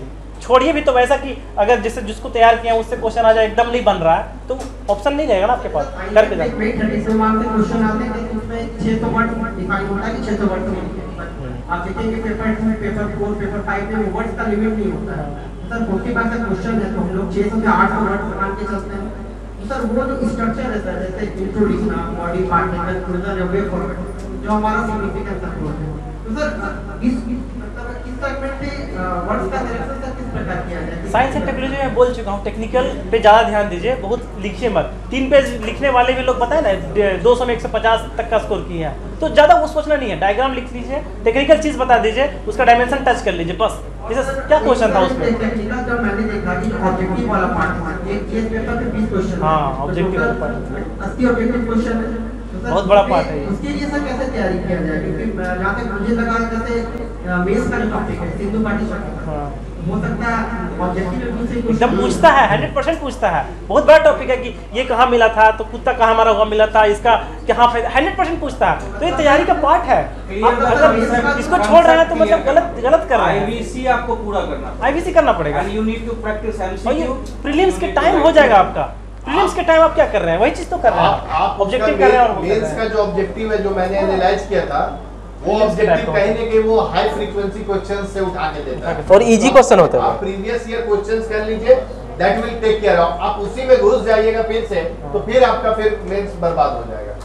ऐसा भी कर सकते हैं क्या, जैसे जो ऑब्जेक्टिव का जो की पॉइंट है, जैसे जो सिलेबस से मिलेगा उसमें जो की पॉइंट है, जैसे सिंधु घाटी का बेटा की उद्भव, वो कर सकते हैं, उसका विशेषता है, उसी पे हम लोग उसी का 10 ऑब्जेक्टिव बस 10 क्वेश्चन तैयार कर लीजिए, हो बहुत सारे जाएगा। बुक्स आते हैं जो आपको आईवीसी सिविलाइजेशन पे 10 क्वेश्चन 10-15 क्वेश्चन उसी को आप सेलेक्ट करके प्रिपेयर कीजिए, पूरा ऑब्जेक्टिव बुक नहीं बनाने लगते। जैसे बताया ना कि डाटा से रिलेटेड, जैसे साइंस का टॉपिक है न्यूक्लियर डील क्या हुआ था या फिर इंडिया कब साइन किया, तो उससे रिलेटेड आप डाटा तैयार करेंगे, करंट डाटा, तो वही ऑब्जेक्टिव में तो पूछता है, तो आपका सेम तैयारी है ना। अगर 80 में किसी का 70 सही हो जाता है तो मेंस अक्सर राइटिंग में अगर मार्क्स कम भी है तो भी सर वो तो 100 में 2 नंबर मिलना ही है। एकदम एग्जैक्टली। और सबसे अच्छा चीज़ है इसमें नंबर ज़्यादा लाना है, मोस्टली सेलेक्टेड लोगों का 65 या 65 से ज़्यादा आया है मोस्टली, तो समझ सकते हैं कितना ज़्यादा वेट दे रहा है, क्योंकि ये ऐसा नंबर है कि कोई काट ही नहीं सकता है। अब ले आइए, बाकी जो 160 नंबर बचेंगे उसमें थोड़ा कम ले आइए। अच्छा, ऑब्जेक्टिव में कहीं अगर सही होता है ना ज़्यादा से ज़्यादा, तो उससे एक अच्छा पॉजिटिव इंप्रेशन भी बनता है जो कॉपी चेक करता है। हाँ। जैसे 20 में से मान लीजिए आपका 19 सही हो गया और हम एग्जाम दिए मेरा 16 सही हो गया, लेकिन जो डिस्क्रिप्टिव पार्ट है वो मेरा जो है थोड़ा बहुत स्ट्रॉन्ग है, आपसे अच्छा लिखे, लेकिन सामने वाला जो चेक कर रहा है उसको तो लगेगा कि ये लड़का ज़्यादा तेज है, तेज समझ लेगा, वो 20 में 19 सही कर रहा है, वो समझ लेगा कि नहीं ये लड़का सच में अच्छा है, ऑब्जेक्टिव सही कर सकता है, वो भी लिख सकता है। जैसे 4 क्वेश्चन आपको मिल गए, वो माइंडसेट कैसे डेवलप करते हैं कि जो मेरा पहला क्वेश्चन होना चाहिए वो चारों में से सबसे अच्छा आता है, उसको पहले करना या छोटा मोटा चीज पर स्ट्रेस मत दीजिए, एकदम फ्री होकर लिखिए, हर चीज बांध के रखिएगा तो दिक्कत हो जाएगी। एकदम फ्री माइंड से जो मन कर रहा है स्टार्ट कर दीजिए, देखा जाएगा। नहीं, ऐसे आपको जो क्वेश्चंस या पोर्शन पार्ट सबसे बेहतर थोड़ा है, स्पष्टनेस नहीं था, ठीक है। एक चीज़ हम बोले इसमें, मेरा ओपिनियन है कि मान लो कि तुम क्वेश्चन नंबर 4 को उठा रहा है तो सामने वाला तो समझ गया कि ये चीज़ की इसको 1 और 3 जो है अच्छा नहीं आता। तुम्हारा डीप थॉट होता है थोड़ा, सोचने वाली बात है। बाकी लोग लगातार 10 से 12 घंटा मुझे लगता है, बाकी लोग 12 घंटा पढ़ रहे हैं, मेरे दोस्त 12 घंटा पढ़ रहे हैं। ये लास्ट टाइम इंटरव्यू देके उनका नहीं हुआ, उससे जब डिस्कस करता हूँ तो मुझे लगता है मैं तो 4-5 घंटे दे पा रहा हूँ। ये फैक्टर का कैसे जुड़े? नहीं, घंटा का बात नहीं, देखिए मैं फिर से दोहरा दे रहा हूँ 2 पॉइंट। ये जो एग्जाम है इसको आप घंटा के तौर पे देखिए ही नहीं, या 10 बुक के किताब पे नहीं देखिए। अभी सर ने, सब लोगों ने यही डिस्कशन किया कि घंटा को नहीं देखना है, बैकग्राउंड को नहीं देखना है, कौन रिच है पुअर है, कौन आईआईटी से पढ़ा है, कौन नॉन आईआईटी से पढ़ा है, टेक्निकल नॉन टेक्निकल, क्योंकि आपको सिविल सर्विस निकालने के लिए जो लेवल है वो अचीव करना है। आप अपने अंदर डेवलप कीजिए मटेरियल, ठीक है, और वो घंटे से डेवलप नहीं होता है। और दूसरी बात एक चीज है, कोई आपको आके किसी सेशन में सुन लीजिएगा, यूट्यूब का जमाना है, मैंने बस 1 महीना तैयारी किया, 2 महीने तैयारी किया, तो इस पे भी मैं एक बात क्लियर करूंगा कि बहुत लोग का क्या किस लेवल से वो है, किसका क्या पढ़ाई हुआ है, ठीक है, किसका अपना पर्सनल कैपेसिटी कैसा है, सोच विचार कैसा है। हो सकता है आपको उस लेवल तक जाने के लिए 2 महीना 3 महीना एक्स्ट्रा एफर्ट करके वहां तक उस लेवल पे आना है। तो इसलिए आप किसी से कंपेयर मत कीजिए, आप अपना क्वालिटी देखिए, अपना लेवल देखिए। और टेस्ट सीरीज बहुत बड़ी चीजें होती है, सेल्फ इवैल्यूएशन, किसी का मत सुनिए। आप टेस्ट सीरीज लगाइए, प्रीलिम्स का हो, मेंस का हो, उससे इवैल्यूएट कीजिए। दूसरे का घंटा से क्या उसका स्टेटस है, वो क्या कर रहा है, खा पी रहा है, कोई रात में पढ़ रहा है, कोई दिन में पढ़ रहा है, ये सब इनमेरिट, यही सब चीज सोच के बच्चा लोग का सिलेक्शन नहीं होता। स्ट्रेटेजी आपका खुद का होना चाहिए, आपका अपना होना चाहिए, आपका अपना चीज होना चाहिए, यूनिकनेस आना चाहिए आपको, यही सब चीजें हैं। और ज्यादा डाइवर्सिटी कंपेयर करना है, कंपेयर कीजिएगा, कंफ्यूजन में रहिएगा तो आपका एंड रिजल्ट नहीं आ पाएगा। कंपेयर करना तो इस चीज में कंपेयर कीजिए कि आप साइंस एंड टेक्नोलॉजी का कितना पोर्शन कर लिए, ये टॉपिक ही है कि नहीं, ये डील कब साइन हुआ, उस टाइप का कंपेरिजन कीजिए ना कि नॉलेज में कहाँ है हम। ये नहीं कि 10 घंटा ऊपर हम 4 घंटा पढ़े हम कम जानते हैं, वो चीज़ नहीं करना है। बस डिस्कशन कीजिए 1 to 1, क्या बताइए तो इस चीज़ में कैसा क्या हो रहा है, आपका क्या कहाँ तक नॉलेज जा रहा है, इसके एडवांटेज 5 ठो बता दीजिए आप, वैसा कीजिए। कोचिंग कभी भी आप लोग सभी के लिए बता रहा हूँ, कोचिंग आते हैं, उसके बाद लाइब्रेरी है, लाइब्रेरी में बुक्स है, बुक्स पढ़िए। और के लिए कुछ पीयर ग्रुप्स है, फ्रेंड्स है, उनसे क्वालिटी डिस्कशन कीजिए टॉपिक पे, वो आपका लॉन्ग टर्म मेमोरी में रहेगा, शार्पनेस देगा, और कोई अगर गलत बोल रहा है वो भी आपको रेक्टिफाई करेगा। ये सब चीजों का कलेक्टिव होना चाहिए, ठीक है। इसी तरीके से आप इसको आगे बढ़िए तैयारी के साथ। ठीक है, तो आप इसको, इस सेशन को, क्वेश्चन आंसर सेशन को वाइंड अप करते हैं।